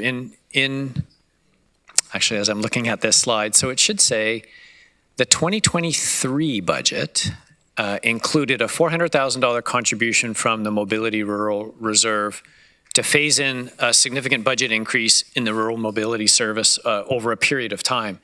And this, the reason this contribution came about was as a result of a recovery, if you will, of surplus funds that had been paid to one of our service providers during the COVID period. So a significant recovery came back. We placed it in the Rural Mobility Reserve with the intention of using some of that recovery to phase in costs over the future. So the region used $400,000 in 2023. That reserve contribution was missed in putting the 2024 budget together. So the proposal would be to add a contribution from that reserve of $300,000, which would then offset the rural levy increase in 2024. And this would essentially allow us to begin, if you will, the phase out of this contribution. So it would be $400,000 in 2023. We would recommend $300,000 in 2024, and then we can recalibrate for 2025 and 26. I suspect there's going to be capacity in that reserve to do 200 next year, 200 the year after and 100 the year after that, at which point we'll be back to a normal operating budget. So the staff recommendation is shown at the bottom of slide 44, and we can answer any questions should there be any. And we do have a few. I have Councillor Hunick. Hi, thank you. Yes, to my council colleagues, I want to reiterate that the importance of Mobility Plus is accentuated, especially in the current climate of having fewer accessible taxis than we need across the region. And so I would encourage you to support this motion and know that I may even bring forth a future motion to have additional Mobility Plus buses and drivers added in. With respect to lowering transit barriers in general, Matthew, I'm wondering if you could speak to what would be the impact if we refrained from increasing the cost of individual fares until we could implement the U-Pass in high schools, for example? Through the chair, if you don't mind, there's still a whole segment on fares that's coming later, so I'm happy to address that after the few slides on fares. Sure. I have one more question, but I can go back on the speakers list. Thank you, Chair. Okay, Councillor Foxton. Thank you. This is not about Mobility Plus. Well, later on I would speak of that, but of the other issues you first talked about, Matthew, and that is at North Dumfries, getting transit to North Dumfries. Believe it or not, I've been working on this for 20 years. I met with Thomas Schmidt at the 401 corridor trying to get transit out to North Dumfries. And I have been working and not gotten very far, and actually have gone to the province, who also was trying to work with us to get something happening with the region for transit in North Dumfries. The other thing you talked about is businesses and creating a system for businesses where you use a UPass. So we were, as investigating transit, we went across the province, found out London has an amazing program. Instead of doing a bus, they have a mobile extended van. They do business areas, and they do it at shift change. And they found it hugely successful, to the point that the minister asked me to put them in contact with London so they could find out more about the program. Something we may want to look into is getting a sort of mini bus type thing that'll run during the shifts, that businesses could use the UPass. And an example would be the 401 corridor. And the other thing was the snow clearing you talked about. The townships, or some of us, have been trying for years to get the region to allow us to do their roads rather than hiring a third-party company. And the reason being is because we do our roads, lift our blades up, drive down the regional roads that haven't been done, put our blades back down and do another one of our roads. And it was more cost-efficient for all of us if we could work out a deal like that. We met with the brick wall before. We're hoping that something may be worked out further with us. Thank you. Councillor Salonen. Thank you. Commissioner, I just want to say thank you for the good work and continuing to work with them. I know that your staff and yourself have been working really hard for solutions, so excited to see what comes of that. I was just wondering, on the pilot for the app for the mobile payment that you were speaking of, is it going to be similar like Presto, where you have to put a minimum, like load a minimum amount on, or would it be more like Apple Pay, where you can just tap and it only charges the exact amount? Thank you for your question. I mean, for me, it's the second. I'm looking at Doug, but also you'll see in the fare piece, there's a proposal to remove the minimum load because we know it is a barrier for a number of our customers. So that's also in the proposal to start this year on your GRT Easy Go card to remove that minimum load. That's great. That was where I was going with that, so I appreciate it. Thank you.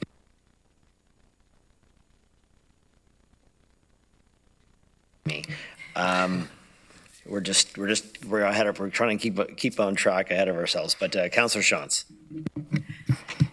Thank you. Thank you for the report. I'm trying to wrap my head around a couple of things with the reserve piece that's being used, the 400,000 last year and the 300,000 this year, and dropping it down.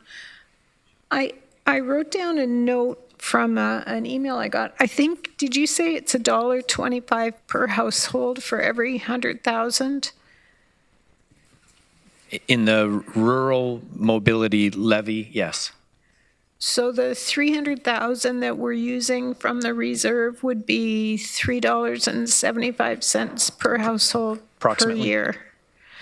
But that, and I still can't keep all the pieces straight. So the reserve is for capital or operating? So through the chair, the original and I would say ongoing intent of that reserve is to act as a vehicle replacement reserve. So it serves a capital function. Because of the unique circumstance we found ourselves in with the recovery, and because of the area rating nature of this particular operation, it made sense to us to deposit that surplus in that reserve. And now the intention is to utilize a portion of that reserve over a period of time to mitigate the cost of the urban mobility transit service until such time that what's left in that reserve is an amount that's sufficient to deal with capital needs in the future. So it's a temporary use of that reserve, I think quite appropriate under the circumstances. And I'll end my sentence there. Because I'm looking at the 10-year capital budget and forecast and trying to wrap myself around my mind around the dollars for the replacement and the amount in the reserve. And so I guess I'm concerned about taking more out of that reserve based on what I see as the replacements. But maybe I haven't processed that properly. Okay. And through the chair, we're certainly happy to follow up with you offline. I think our assessment of the balance in the reserve now and the needs over the next 10 years suggests that there is capacity to use some of that surplus funds to mitigate costs over the next few years, but definitely on a phased out basis. So can we follow up offline and then adjust it in December when we come for the final number if we necessary, need to? yes. Thank you. Back to you, Councillor Hunick. Thank you. Through the chair, this barrier to transit might already be on your radar, but it wasn't on mine, so I want to make sure it's on yours. And the question is, how do we mitigate or eliminate it? So I recently received an email from a constituent indicating that they had difficulty buying a GRT day pass online, and so they went to the transit service center and tried to buy multiple day passes at a time to make their trip worthwhile, and that wasn't permissible. Are they understanding the system or the regulations wrong, or is there a way that we can address these issues? Yep, through the chair, I think, yes, we are aware of that barrier because we have a few main products for transit, but there's a few other ones like the day pass that you mentioned, which are a bit more confidential. They're less understood by our riders. The Affordable Transit Program is a little bit more confidential too, even though there's a lot of outreach there, so it's better known. And we want to lower the barriers for all of these. So in the mobile payment app, I know that's something we're investigating with a partnership to be able to have the day pass on the mobile through that payment mechanism, so then you wouldn't have to go to a ticket vending machine or a customer center to buy that day pass. So is there something that I can recommend to this constituent in the short term, and is there a date that I can provide for when it would be fixed, hopefully? We can take, so the date for the mobile payment app is September, but we can definitely, let's talk offline to find out if we have any alternate solutions to enable someone to purchase multiple day passes. Great, thank you. Councillor Foxon. Thank you. Now my Mobility Plus issue. As you're aware, we don't have a vehicle. We use taxis in North Dumfries. We pay approximately $500,000 a year for 12,000 people. And in the last couple of years, we've spent 40,000 of that $500,000. And then actually, I don't think we've ever gone above 60,000. So, and also my people get turned down a lot. So that's a real problem when my staff are saying, this is our payment this year for Mobility Plus, and this is how much we've spent. And is it done per capita throughout the region? Are we paying $500,000 because we're subsidizing the purchases of more vehicles and stuff across the region? Or why is it so high payment and why so low payment response?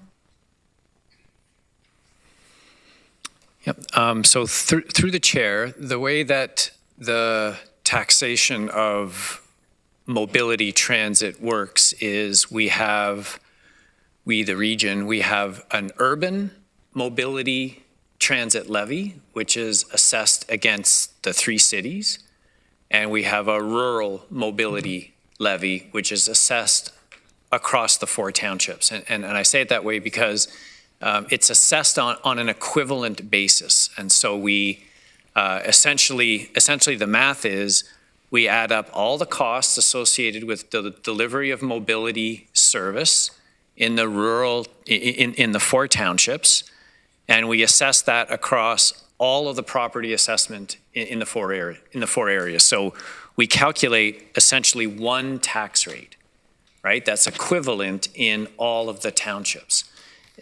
So it's not a calculation meant to replicate a user fee. right? So similarly with the general levy, we calculate one tax rate that is then applied across the entire region. It's not based on the amount or level of service that's provided. It's just assessed across the entire region. And so that's what's happening with respect to the urban levy. We take the total costs of the service provided in all 4 townships, and we apply that equally across the full amount of the assessment. Could we make your staff aware of that? And going back a while, 3 seniors called to get Mobility Plus. They're on the list. And all of them were yelled at by the staff answering the phone saying, you don't pay your share, you shouldn't get it at all. And they were in tears to me. So we need to make sure that people know we're paying above our share. So thank you. And it'd be nice if it was more equitable, but thank you. Councillor Hunick. To Councillor Foxton, well-made point. It's shocking to me that the statistics indicate that we only turn down 5% of trips per day, because I and people close to me get turned down more than 5 times a week. So I'm wondering if we can get more details with respect to how that actually is calculated, or if there's something else happening there that we're not seeing. Okay, I don't see any other questions. I don't know if we're going to... Sorry, Councillor Chair Harris, that was a... I see other questions. Request for information or direction to staff, if you could help with that. Yeah, we can take it and share. I know we had brought a report, but it wasn't, maybe it wasn't perfectly crystal clear, so we'll expand on the data that we have to really differentiate between unaccommodated trips, which are on the day of when someone calls and we say we can't do the specific time of day, and the other question, which is more of a policy decision on the volume of subscription trips that we allow with respect to capacity. So we can bring that back. Good, thank you. I did see some heads nodding earlier, but Chair Redmond. Thank you, Chair Harris. And I recognize that this is a budget meeting, but I would have to say that some of the comments that have been made about staff at the region are quite shocking to me. So I would really hope that whenever we are approached by a constituent with a specific complaint about how they've been treated by staff, that be fed up the food chain. But it has to be specific. It has to be a phone call, a time, and who they spoke to, because we are all about customer service. And I wouldn't want anybody watching this to think that that is acceptable behavior on behalf of the region and the 4,000 people that work to make sure we get services to those who need them. And Councillor Foxton. Thank you, and you're correct, Chair. And I did automatically go to the upper levels of staff, and they did deal with the issue. But I want everyone to know that we at North Dumfries pay our fair share. And that's the point I'm trying to make. Also, would the region at some point be willing for us to opt out of Mobility Plus and do our own? Down the road. Councillor James. Hi, through you, Chair Harris. Just more of a comment, maybe a pie-in-the-sky question, Commissioner Getsky. I'm a proponent of universal design. Do you think there will ever be a day where we have a bus that is universally designed so we do not have these 2 separate systems of Mobility Plus and then our GRT? Just something to put out there, because it may cost a lot on the upfront, but if we're designing universally from the beginning, we avoid these inequities that present itself.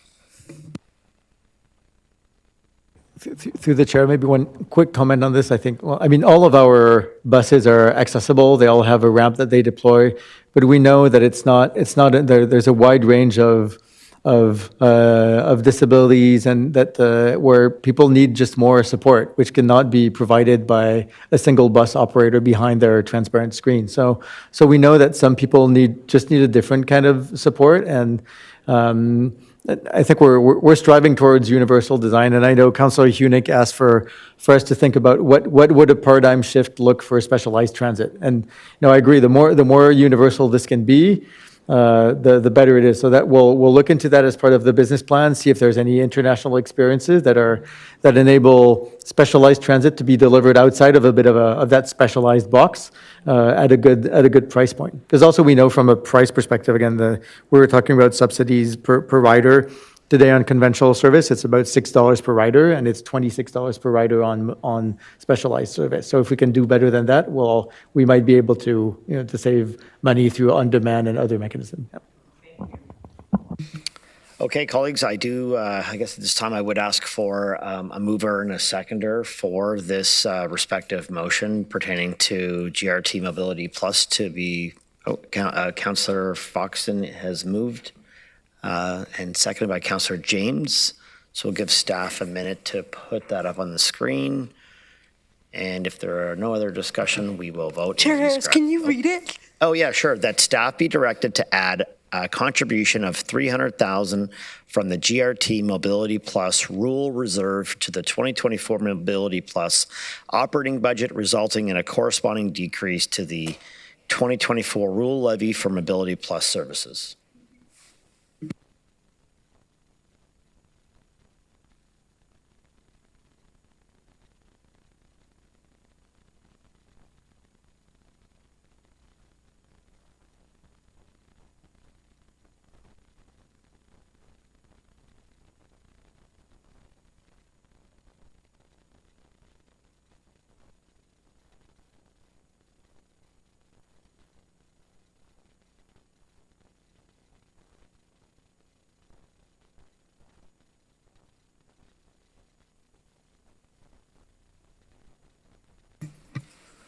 Okay, thank you to the chair. If we could move forward to slide number 46, which is the second recommendation with respect to mobility services. And this is a recommendation that staff be directed to include in the 2024 budget a service expansion for Urban Mobility Plus, as described in Appendix A and as previously described by Commissioner Getzke, to the 2024 as described in Appendix A to the 2024 budget document.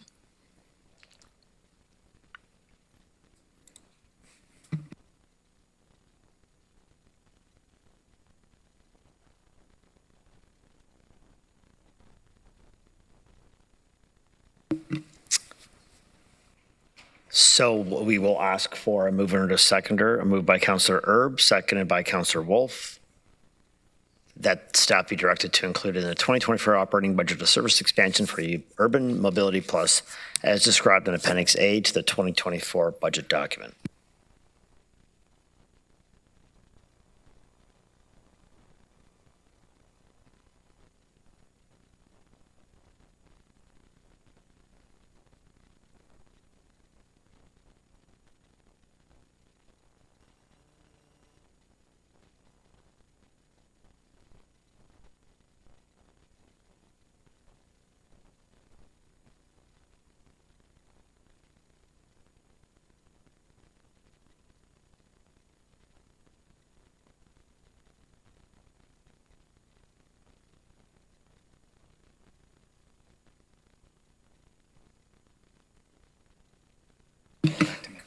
Okay, colleagues, I know we've got GRT fairs coming up. We are going to try to schedule a break here shortly. I'd say it's likely the 4 o'clock mark, so we'll get into GRT fairs, get as far as we can, and then recess for roughly 15 or so minutes at 4. Okay? Or 4:10, or we'll figure that out. So, Matthew, over to you. Thank you, Chair. So if we can move to, slide 47. So Council had asked us before we bring back some proposals for change on fares to share kind of the comparators across the region. So this is what this slide does, looking really at three main reference points for us. The first one is cash fare, which represents 5% of our boardings today. So a very limited number of our customers use cash, and comparing with with what's happening across Ontario. So you see that if on average across Ontario, the cash fare is at $3.60. There's 5 agencies that have fares that are at or above $4, and 3 agencies that are more significantly below $4. So that's for the comparison there. We also wanted to make the comparison on the adult monthly pass, which is our main product with 32% of total boardings. So here again, we're there. The current GRT monthly pass is below the median and the and the average. And if we look at the larger agencies, we're really one of the least or the most affordable alongside Guelph. Another price point that we wanted to add is, or another service point that really matters is the fare transfer window. So that's something we had not brought to your attention before, but and we know that is an affordability question on how long you can travel on the system for only one fare. And there's been a number of agencies have adjusted in the past to move from what used to be the benchmark of 90 minutes to move it to 120 minutes. The objective being that enables customers to pay a fare, go grocery shopping, and come back on the same fare, for example. So that's a big change for these non-professional, non-work related trips that really improves affordability. And the other proposal would be to bring us in line with what is becoming the new standard across Ontario and really benefit those who need to do kind of short trips like this and not penalize them. In terms of the fare structure itself, so the objective is to continue to use the wide range of fare products that we have, make them more accessible through mobile payments, and then figure out, help customers find the right fare for the trip or the trips that they're trying to make. So the transfer window, so the objective is to really enable these two-way trips in short timelines without penalizing the customers. To Councillor Salinen's point, the proposal this year is to remove the $5 minimum load on the card, so that if you're really just counting by the penny, then sometimes that $5 barrier is an actual barrier to ride transit. And so removing that minimum load will help people to just load whatever they need for the specific trip they need to make that day, and then move on from there. And then continue, I'd say, although we're trying to raise a number of fares with inflation, or then for other reasons, I'll talk about that, we want to continue to focus on the affordable transit program for low-income residents, which has proven to be successful, and continue to increase the discount rate for that to keep these fares basically static. So in the cash fare increase that's brought to your attention today is about bringing things from $3.75 to $4. Part of it is to reduce cash manipulation. That's actually there is handling of cash comes with a number of constraints, and that's we know it's challenging for the teams. There's also a variety of things that get put into the cash boxes. So the less cash we can use, the better from an operational standpoint. Although we understand that this remains a mode of payment for, again, a small fraction of our customers, but we still want to give that option for our customers. The objective is still to really be competitive on the electronic single fare. So really incentivize people moving to an easygo.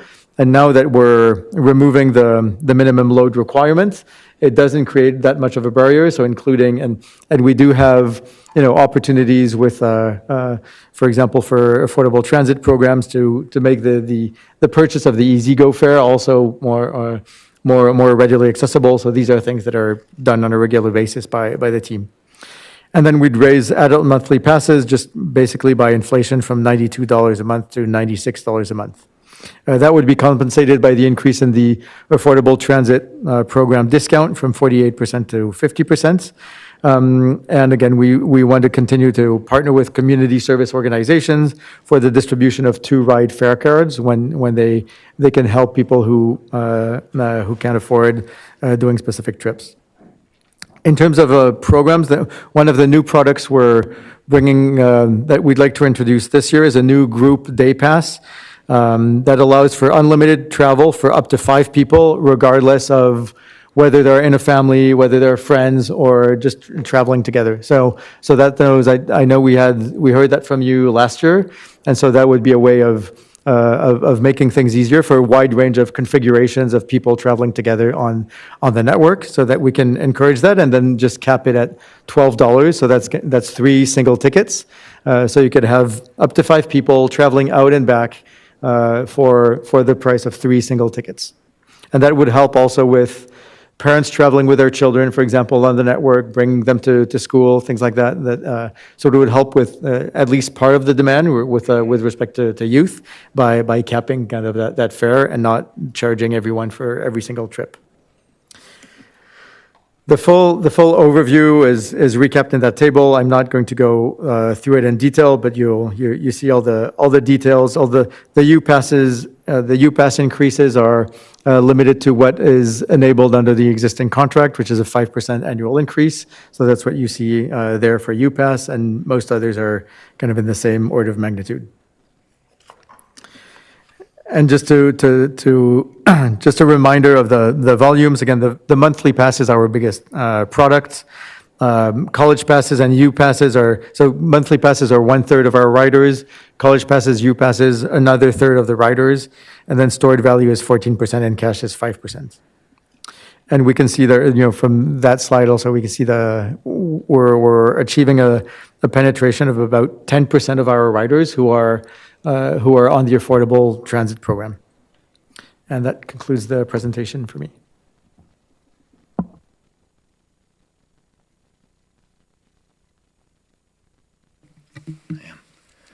Craig?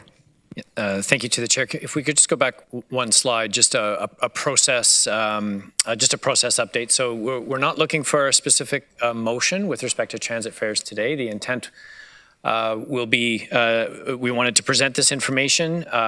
If there's additional debate and discussion to happen, that can happen at one of the future meetings in this process. Our intent is to bring forward on budget day a motion to adopt a new user fee and charge bylaw, which would include everything that that Commissioner Getsky went through today, unless amended as otherwise by this council. So again, not looking for a motion today. And if we go to the next slide, I just wanted to provide a very brief update on grants. Again, this is just about process at this point, and to let you know that there is some reporting coming forward with respect to discretionary grants at next Tuesday's Administration and Finance Committee meeting. There are 2 reports on the agenda. One is a report that was requested earlier this year by committee, which is a report on the 2023 results and an overview of the grants approval and application and approval process for 2024. There will also be a report on that same, there is a report on that same agenda with respect to the eligibility of public art galleries for funding within the region's grant programs. And then the intention would then be to bring additional details forward to this committee's meeting on November 29th, where we would work through the 2024 cultural grant budgets and for a couple of the other streams as well. And if we go to the next slide, just at a very high level, this chart shows you the approvals that were made in 2022, so the actual approvals in 2022, the budget and actual for 2023, and what we have included in the 2024 budget.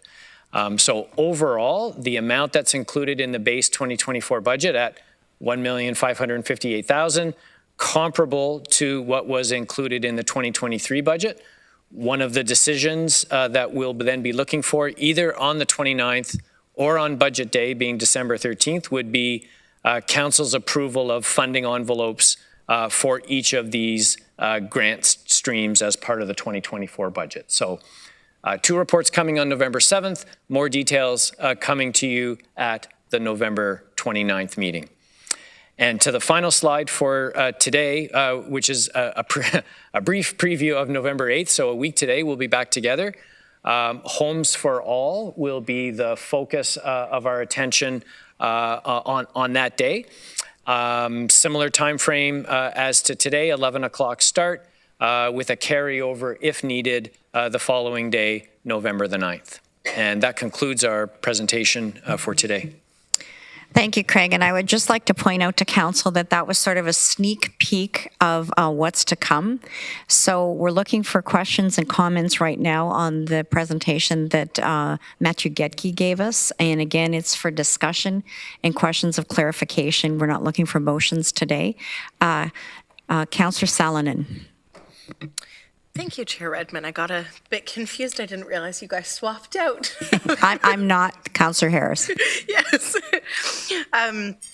Matthew, I just had a question. It was to do with slide 48 on cash fares being $1 more than single cashless fares. And I know that you did speak about removing the barriers, about minimum loads, which is fantastic. I am just wondering about the other potential barriers for severely marginalized individuals where electronic finances might not be an option because you require a bank account, and requiring a bank account requires an address. So I'm thinking about perhaps some homeless individuals that we might be inadvertently discriminating against by having cash fares be a full $1 more than somebody who has access to electronic fares. I'm curious if you could speak to that and the rationale behind it. I can start, then maybe I'll lean on Doug to say a little bit more on this, but the objective is not, we know mobile payments is going to cover only a fraction of the population. The objective is really the move towards the EasyGo card. And there you can still charge it with cash if you need to. So the EasyGo card is kind of it's an easily accessible electronic means of payment that we want to keep. So the card is still, that EasyGo card is the right solution, and maybe we need to do more, including in terms of outreach, to be able to give more cards out to the population that are preloaded. I mean, this is already what we're doing with community partners with these preloaded cards with 2 rides on them. We know they're a little bit expensive for us to manage because the plastic card itself actually has a cost that's a little bit high, but that's, I would say, from an equity perspective, these are the measures that we want to do. Make sure that the EasyGo card is accessible and is not a barrier to anyone. Okay, that's great. And just on that, so my apologies, living in a rural area with a vehicle, I do not ride our transit and have not had to load an EasyGo card. So there are stations that people can go to and use cash directly to put onto this card. Is that how that functions? Yes, I'm seeing nodding. Okay, thank you very much. Okay, Councillor Deutschmann. Thank you, Chair Harris. I was about to apologize to Chair Redmond for not being there to fulfill my vice chair duties, but I see you're there. So anyway, I just had a question to Matthew. So I note that you have the new group day pass. So basically for 5 people can come and go as they please all day long. And so it got me thinking about the transfer window and what would be the impact if we moved it from 2 hours to actually 3 hours. And the reason that I'm asking is I recall chatting with a family who was taking transit from New Hamburg down to the Ainslie station and commented about the amount of time it took and the transfer issues that they were having to transfer within the window, and just providing more time in that, and whether a 3-hour transfer window would be something that would be prohibitive for us to consider, or are we able to put a cost to that? Through the chair, we can look into that. We haven't looked at right now. The objective was to get to a bit of the new standard, which is 2 hours, but we can definitely look into that and see if some of the card data is, see what's the volume of customers that would represent, and evaluate the cost of that. So we'll take it back. Yeah, just given the broad expanse of the region from the north to the south. It just might be, I appreciate the standard, but there's also our unique geographic setup versus others. So thank you. Councillor Hunick. Thank you, Chair. I think that it's perfectly reasonable to move the monthly pass fee up to $96. Theoretically, that's less than $4 a day if someone were to use transit every day, which I think is reasonable. I think it's harder for me to stomach the idea of charging $4 per single ride. So going back to my former question, can you speak to the impact of refraining from increasing the individual fare until we can implement some of the lower barriers like the U-Pass for high school students? So through the chair, I think that the actual revenue impact is, because it's a small fraction of our ridership, I think it's $115,000. I think that's what we put in the slide. There's also a bit of savings for reduced cash manipulation of not having quarters and having people pay in whole dollars or loonies, so that there's that savings, but that's kind of the order of magnitude. It's around $115,000 to $125,000 for that increase. The big difference for us is really is just managing the volume of people who pay in cash, because there we're talking about just the monetary savings, but we know that when someone pays cash, and especially when buses are pretty crowded, the time to pay in cash increases the dwell time of the buses. So it also has a service impact, and so these are all the pieces that were kind of in play when we were looking into that. I understand there's multiple dynamics there to consider. Could I ask staff and council to consider the idea or the strategy of increasing the monthly pass without increasing the individual ride cost?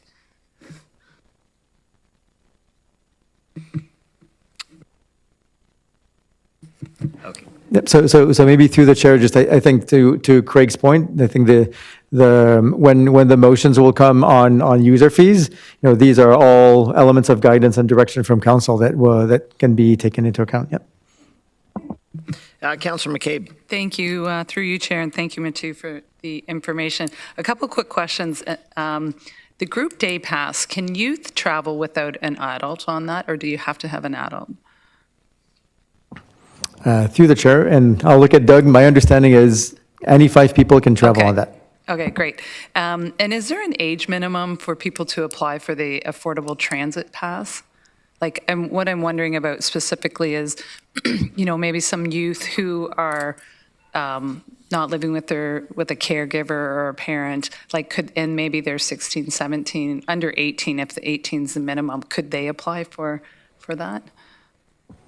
That's a good question. I do not know. So we'll take that back and bring the information back to council in writing. Okay, and then and maybe this is a question for the budget day itself, but I'm just also wondering, based on conversations that Doug and I had with some community advocates, which was really great. Thank you again, Doug. One of the suggestions that came out of that conversation that could potentially have an impact on the Mobility Plus service is could there be, could someone who has need of Mobility Plus service, but who, if they had a support person, even a friend, who could take them on transit, could somebody ride for free with someone who has a disability? Kind of like in recreation programs, we call it a PAL program. Like you can come into swimming with a friend or a support person. Partly because that would maybe help reduce the need for people to use Mobility Plus because sometimes people just need, a pair of eyes or, an extra set of hands, that kind of idea. So is that something that could be a pass like that could be considered? Yeah, I think we'll take back the idea and yeah, why not? Well, let's look into that.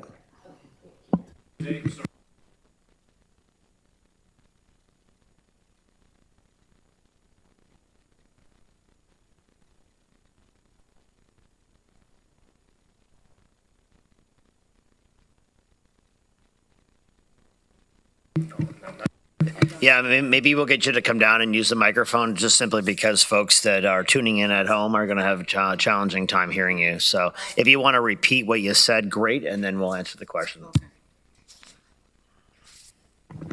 Thank you, and through you, Chair, thank you for the opportunity.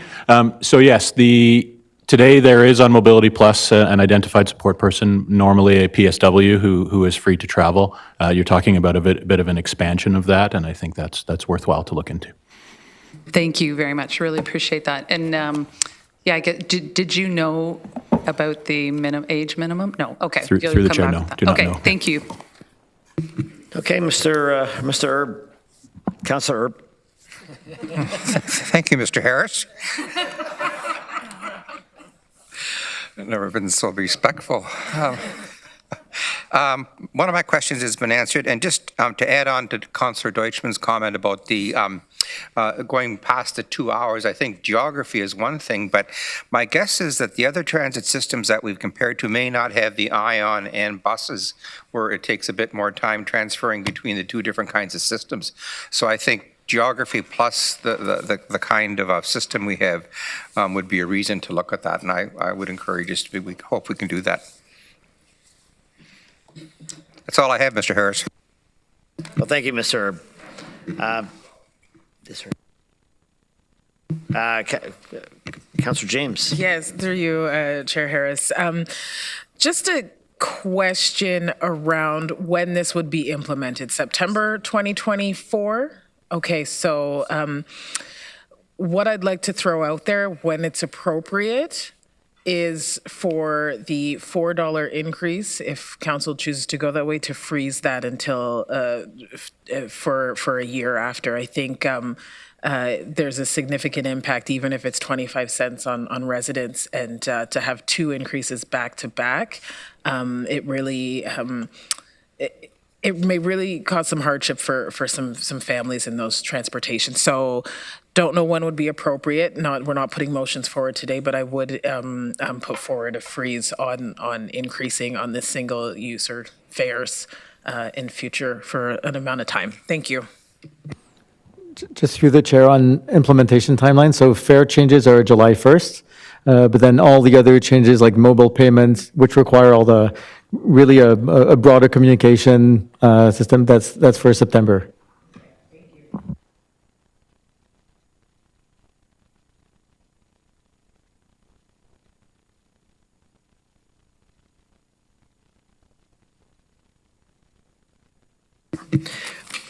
Councillor Verbenovich. Yeah, just very quickly. One of the challenges is, we have more and more people who are traveling back and forth to the GTA or Guelph or whatever. Is, as you know, those who are part of the Presto system actually don't pay a second fare. I don't believe we're part of that because we're not part of the Presto system. Is that being looked at or revisited at any point in time?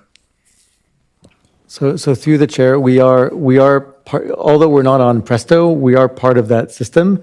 So today, someone who's taking the train at Kitchener Go, there's a near the bus stop, there's a place where you can tap your EasyGo card, and the value of that will be discounted from I think from the Presto card, from the Presto ride by Metrolink. So Go will absorb that, so you're effectively not paying that additional fare. Okay, great. Thank you.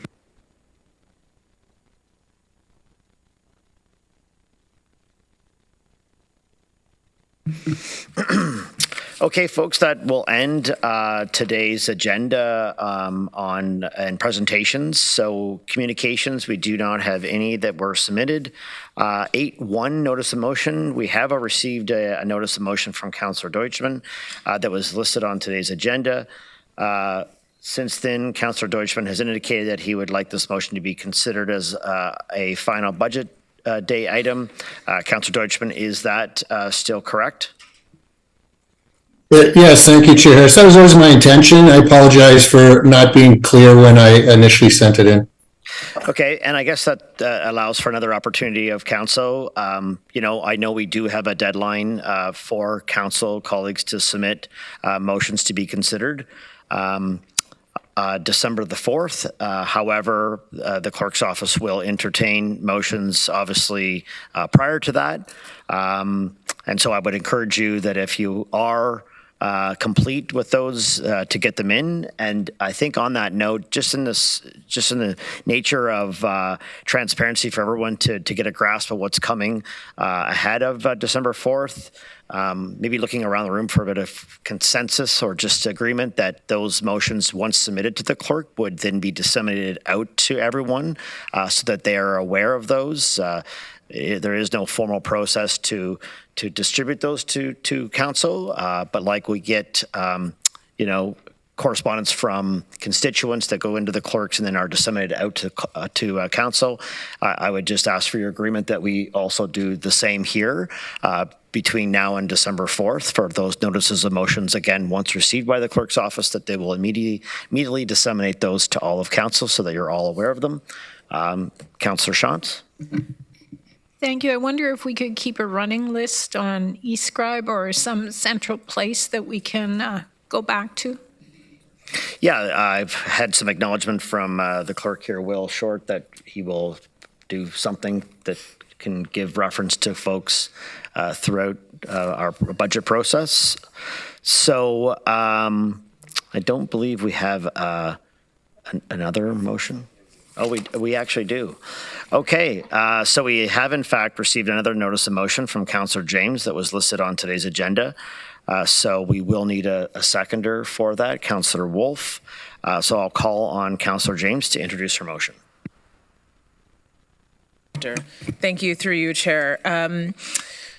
So I've shared this motion with council. I withdrew the previous one. I think it was last week's meeting, I reinstated the commitment to youth. So over the past year and a bit, I've had multiple conversations with youth, and I'm being specific here with those aged 15 to 24 in our region, talking about that growing with care that we speak about in our strategic plan, what programs, what services, how they feel they are part of this community, and recognize that in the talks that I've had with residents and youth, but also looking at our regional initiatives, there is a need or a gap in terms of recognizing and preparing for future needs for youth that are between 15, 24. And I have to say that this motion comes with a collaborative approach. I have to thank CLT for your work in helping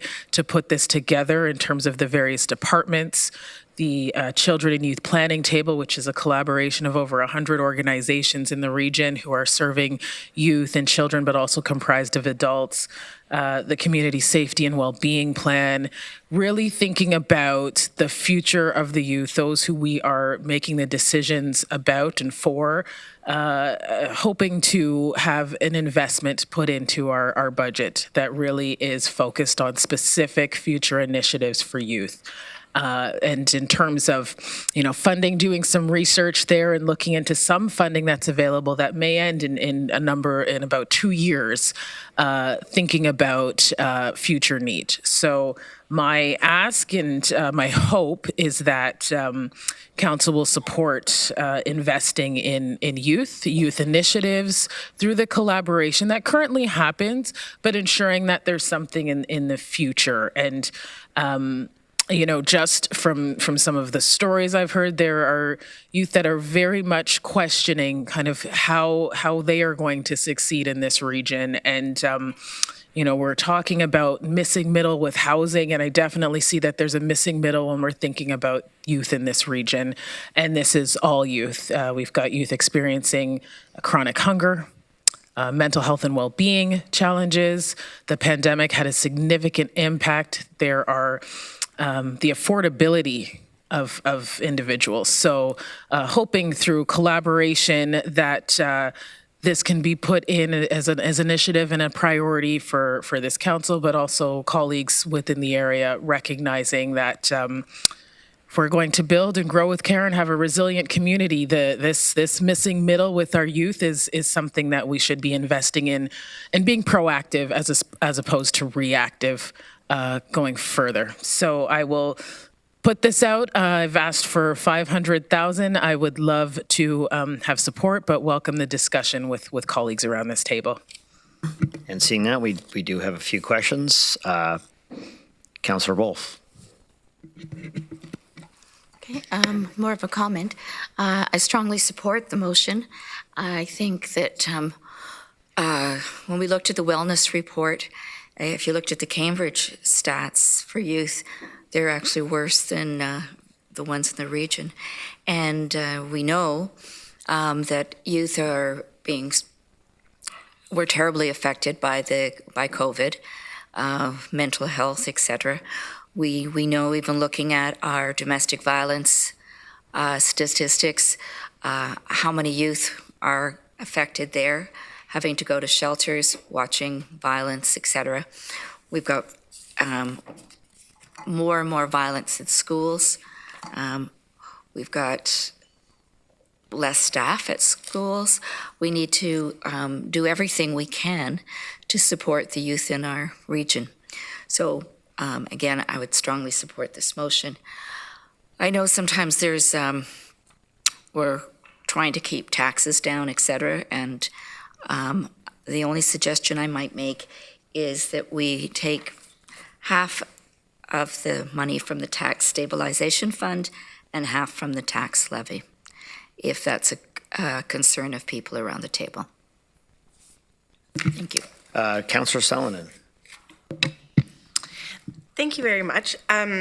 Fully supportive of all of the whereases and the intent behind this motion. I just have some logistical questions, specifically hearing Councillor James and Councillor Wolf share housing and youth shelters, food, as well as sense of belonging. That can range a huge scope of ways to invest this money, and I don't want it to run into a scenario which we've seen in other areas where there's money and people have different interpretations of how it's to be spent and distributed. So I think if we were to look at putting aside a set of money, perhaps giving staff direction on where that is to be invested, or having a bit more of a focus so that people know, I mean, taking $500,000 and saying for youth, I think it's very broad. I just want to better understand so that we can also look at ways to look at key performance on later on, go, how did that money impact our youth, and how, in futures, do we look at increasing that or changing where we're investing? That's the biggest part that I'm looking for clarity on. I can speak to that. So through my discussions with staff who are involved with the Children and Youth Planning Table, they've outlined 62 initiatives. These are the youth working with adults. These are things that impact all areas of the region. So coming together to really tackle some of those initiatives, if not all 62 of them. Again, part of this is really that youth collaboration with. So the way I see that is the initiatives that have been identified by the youth, and that encompasses kind of every aspect. It also aligns with the strategic plan as well. It would be determined through a process like that. And again, staff would report back, but really taking the lead with some of those initiatives that have been identified. That makes sense. That does make sense. Could I possibly ask that staff circulate all of those asks to council so that we know what exactly that does mean and where that funding request will be going? Thank you. Councillor Craig. Well, thank you, Mr. Chairman. And I do appreciate the motion, although I have to admit initially I had some reluctance, only because of the state of affairs with regards to where we are with the budget.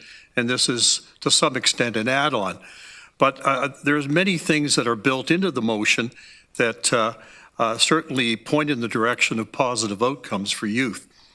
I think also we have to start looking and being a little bit less conservative. And I come back to Councillor Deutschman's comments, and mine to some extent, about the rate stabilization fund and the working fund. In my opinion, these levels of 15 million and 10 million are comfort levels. And you can take $1 million out of each one and still will get by through the year without any issues. I remember asking Mr. Dyer if in fact we eliminated the whole rate stabilization fund, what would happen? Could we still survive as a regional municipality? And of course we could. They just find other ways of finding the monies. So I'm going to support the motion. And down the way, I want us to look at those funds again and look in terms of reducing them and freeing up those monies for new programs that councillors would like to see happen. It's kind of backwards in how we do things. We have all the staff recommendations for expansion. That's put into the budget. then we have to fiddle around how we work in what we want. And I think it should be the other way around. But anyways, so I'm supportive of the motion, and I'm supportive of the direction that I'll be bringing up, obviously, if I'm bringing it up, in terms of looking at the rate stabilization and the working funds and finding the funds for those council initiatives in there. Thank you. Now, I was going to call a break shortly, but I think this is at the last item of the day, so if we can keep her moving, we'll get finished. Councillor Shantz. Thank you, Chair Harris. My comments were somewhat similar to Councillor Natasha Salonen and Craig. And question to Councillor James in a similar line is where we fund this from, or do we look to some of the other programs that maybe might have encompassed youth and take some of the funds from some of those other ones? I know we've got some work to do at the budget table, so support the motion. Not quite sure where to get the funds yet. So initially, it would be levy impact. I am supportive of Councillor Wolf's recommendation or suggestion to use the one-time funding from a tax stabilization reserve and the other half from the impact the levy. Mr. Dyer, you'll have to tell me how much $250,000 is on the levy, and then build into future budgets for the future initiatives. Councillor Foxton. Thank you, and through you, Chair. And Craig, you don't have to do this today or right away, but the two funds have been batted around a lot, and there's been a comment that nothing has happened in one of them for 5 years. Can you show us in a report sometime, I hope it won't kill you to do this, how they have been used over the last 5 years? Or can you tell me off the cuff? Yes. Yes, I can do that. To give it the right context, I can bring something back to a future meeting. Thank you very much. Chair Redmond. Thank you, Chair Harris. I just really want to commend Councillor James for the way she went about bringing forward this notice of motion and the fact that it is now before us. We can ask questions and we can debate it. I'm going to respectfully suggest that this be referred to staff, because I think the last thing we want to do is start deciding which of the 66 recommendations that come from the Children and Youth Planning table that we would implement. So I would really like to hear from staff what their recommendation would be. And Councillor James has already underscored this, but this is baked into the base budget. So this is going to be every year. And I really caution people that are talking about taking reserve funds, because it may work this year, but then we've got to make it up next year if this is an ongoing funding challenge. So I think there are greater implications. So I would respectfully ask Councillor James and Councillor Wolf if we could refer this to staff. I mean, clearly it needs to come back. Everything's subject to that final vote on budget day. And to me, it would make a prudent next step to hear what staff has to say about this, and maybe suggest where the funding might come from and what the impacts might be if we were to follow what Councillor Wolf has suggested. Okay, so I have a request to refer to staff on this one. So, Colleen, maybe you want to. I missed that question. We just have a referral to staff on this to get their input and feedback on this motion. It's a referral for council, so I guess we.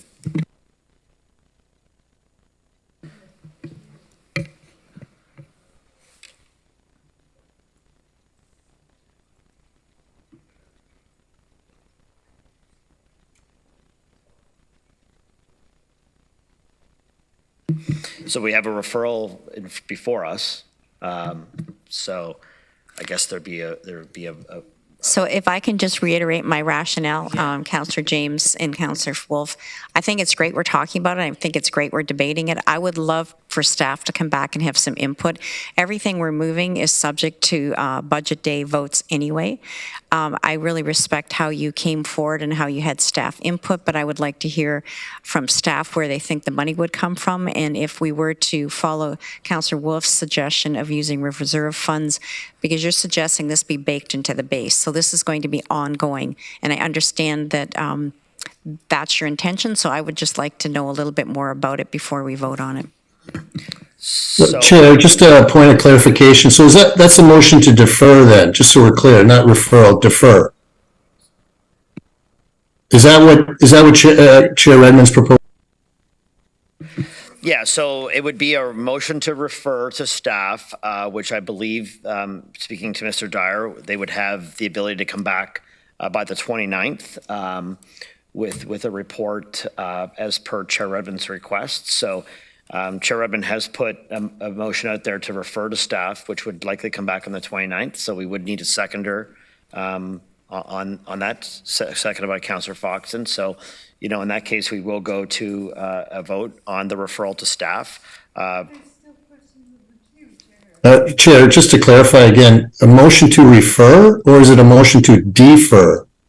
To point like a time and place? Well, we're going to vote to refer to staff that will come back on the 29th with a report, but ultimately this motion would ultimately be deferred because of it. The notice of motion would be deferred. And yeah, would not be voted on today. Chair Harris? Okay, so we've got a referral, so we'll deal with the referral first. Yeah, we can deal with the referral at some point before, obviously, potentially the motion, depending on how the referral motion goes. But I will take the questions in the queue if in fact that's what folks want to do. So we'll go to Councillor Liggett. Chair, sorry, point of clarification. Could maybe Sure. Mr. Short could clarify? If you have a motion to defer, don't you have to vote on that? It's a motion to refer. So I've never heard of a motion to refer. I've heard of a motion to defer.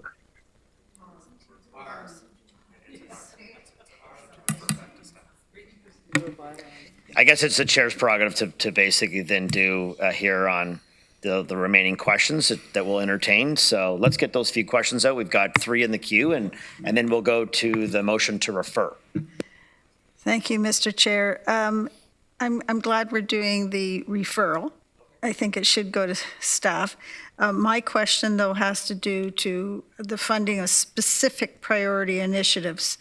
I'd like to know more about what we are funding, because if there's 60 some odd, you know, how many of them are we going to be funding, and which ones are going to be given priority, and how much money could potentially go to each of those?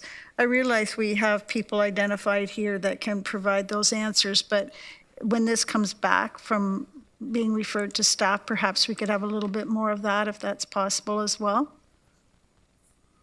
Okay, Councillor Deutschmann. Yeah, thank you, Chair Harris. Just on the funding piece of this, there's been a couple of comments with respect to resorting to reserve funds, and I just want to point out, as Mr. Dyer knows, we've had several reports on reserve funds. We've had reports recently on the working fund that explicitly stated there's been no use of that fund in the past 5 years. And we had a report on the use of the tax stabilization reserve, which showed that every time that fund's been used, the amount's been replaced such that it's always back to $15 million. So those reserve funds are fully capable of handling this motion, and at the end of the day, they do get replenished. And in fact, I've asked Mr. Dyer to provide a 10-year review of the working fund, which I'm curious to see. Thank you very much.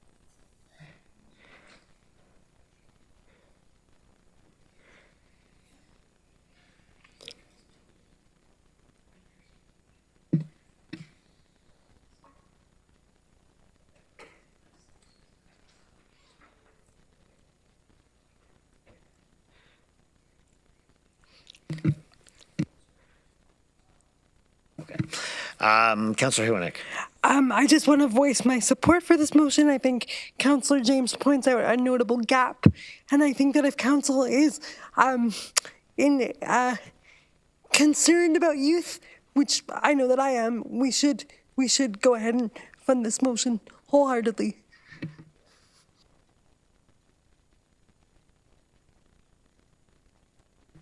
Yes, Councillor James. Yeah, thank you through you, Chair Harris. I don't really have any concerns with referring. I just want to make it very clear that when we doubt youth or we need to double check and triple check things that they've identified before even, empowering them and enabling them to decide where their biggest needs are, and you put that in question, it invalidates youth in a way. There's work that's been done by the Community Youth Planning Table, various organizations, all access is there. I was researching that and having conversations with them over the number of weeks. So as we refer this for staff to loop back, the information has always been there and continues to be, even when we had the Wellbeing Waterloo region, Crime Prevention Council, the data's always been there. And I've been told over and over again, and we hear it over and over and again, you need the data to inform. This isn't a matter of referring something just to double check. The data's been there. Staff as well have been working with youth. So we can vote to refer this. I won't be supporting that because I think we're in a critical situation with our youth right now. And there are multiple organizations helping, but the need is going to continue to grow. And if we establish this as a priority, especially looping back to growing with care and resilient futures and equitable outcomes, it is something that we need to take a stand for. And we're making decisions that are going to impact us and impact this region for 10 and 15 years. And that is the demographic. We talk about building homes. We're going to build homes, but, the youth that are here now, are they going to be able to get into them because the services and supports and programs didn't exist to help them thrive? So I will end there. If we wrote to refer it, that's fine, but the data's been there. This motion, it has been altered, but it's similar outcome here. So I'll end there. Thank you. Okay, I know that we have a few others on the list, but I am going to, ask staff to pull up the motion to refer vote. It's been moved by Chair Redmond, seconded by Councillor Foxon. We're going to vote on the referral and go from there. Now, I know, just to note too, that I will say there's been some discussion with staff that they will try for the 29th of November, but it could in fact be the 13th. So you may need to make that a little bit more vague, I guess, if you don't mind, that there is some discussion that they'll do their best for the 29th. But correct, there could do that. Chair, can I get some just clarification based on Councillor James' comments? I just want, so what's coming back is recommendations on where to fund, how to fund, and what particular programs might be funded? Do I understand that correctly? Yeah, I don't see it as that. I see it as looking at what are the recommendations that youth have put forward. From the planning table, the 62. Yeah. From the 62 Yeah, that you from referenced. the 62. Yes, not something from they picked out of the air.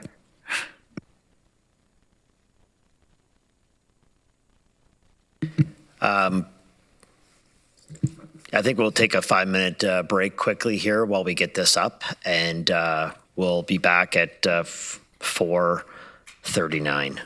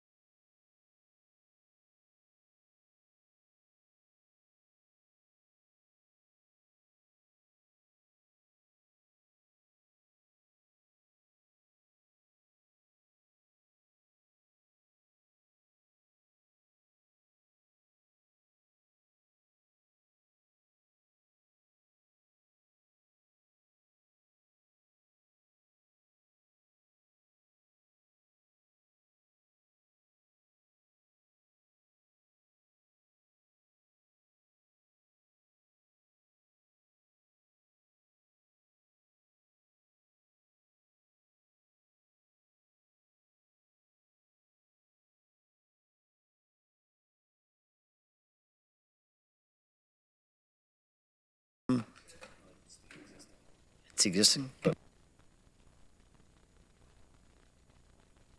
Okay, hang tight. We're going to get it up. Here we go. Oh, shit.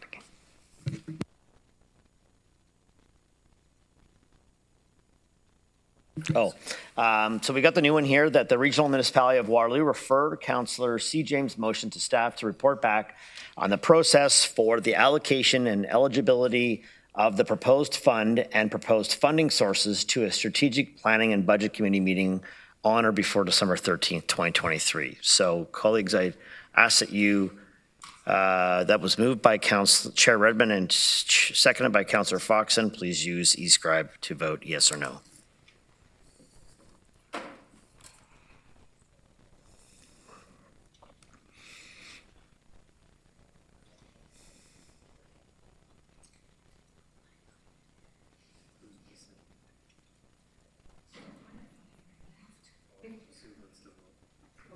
Sue's absent. Oh, no, she's here.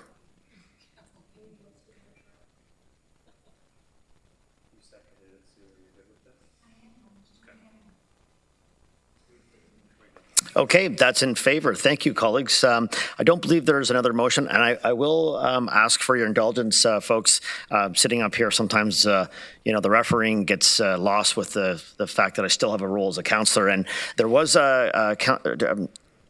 Mr. Dyer's presentation on grants, and I was going to ask if, when they were bringing that report back, if we could include the levy funding that is provided to external organizations, and for what would be extremely helpful when they're bringing that grant report back, that if you could include, again, the levy funding that is provided to external organizations by the Region of Waterloo, that would be much appreciated. So hopefully it's agreeable. Thank you. So with that, is there any other business? Seeing none, we will now start a vote to adjourn the meeting. Moved by Councillor Salonen, seconded by Councillor Craig. Please use that yes or no button. And while we're waiting to vote, I know that we've got some students here in the take your daughter or your kid to work today. So shout out. Graham, do you want to say I don't know tonight if you're going to say, Dad, you're my hero for sitting through that today, or Dad, I want to be like you. Yeah. Hey, it's all good. But I hope you enjoyed your day today. So thank you. And Chair Harris, which dad are you referring to? I don't have the benefit of knowing whose child we're talking about here. I'm curious. Yeah, it's Graham's daughter. Graham, go ahead. Through you, Mr. Chair, for the record, that was my daughter listening to your iPhone, I think. As going on. That's okay. It's like that. It's like Councillor Deutschman. It's like that cam that they put up at the Ranger game. That how long they're going to go on for to be distracted before they notice, kind of thing. So I think we should have a kiss cam at Regional Council. Okay, well we're not going to do that one. But as well, Councillor Wolf, happy birthday. I hope you enjoy your day. So thank you for spending it with us. So, folks.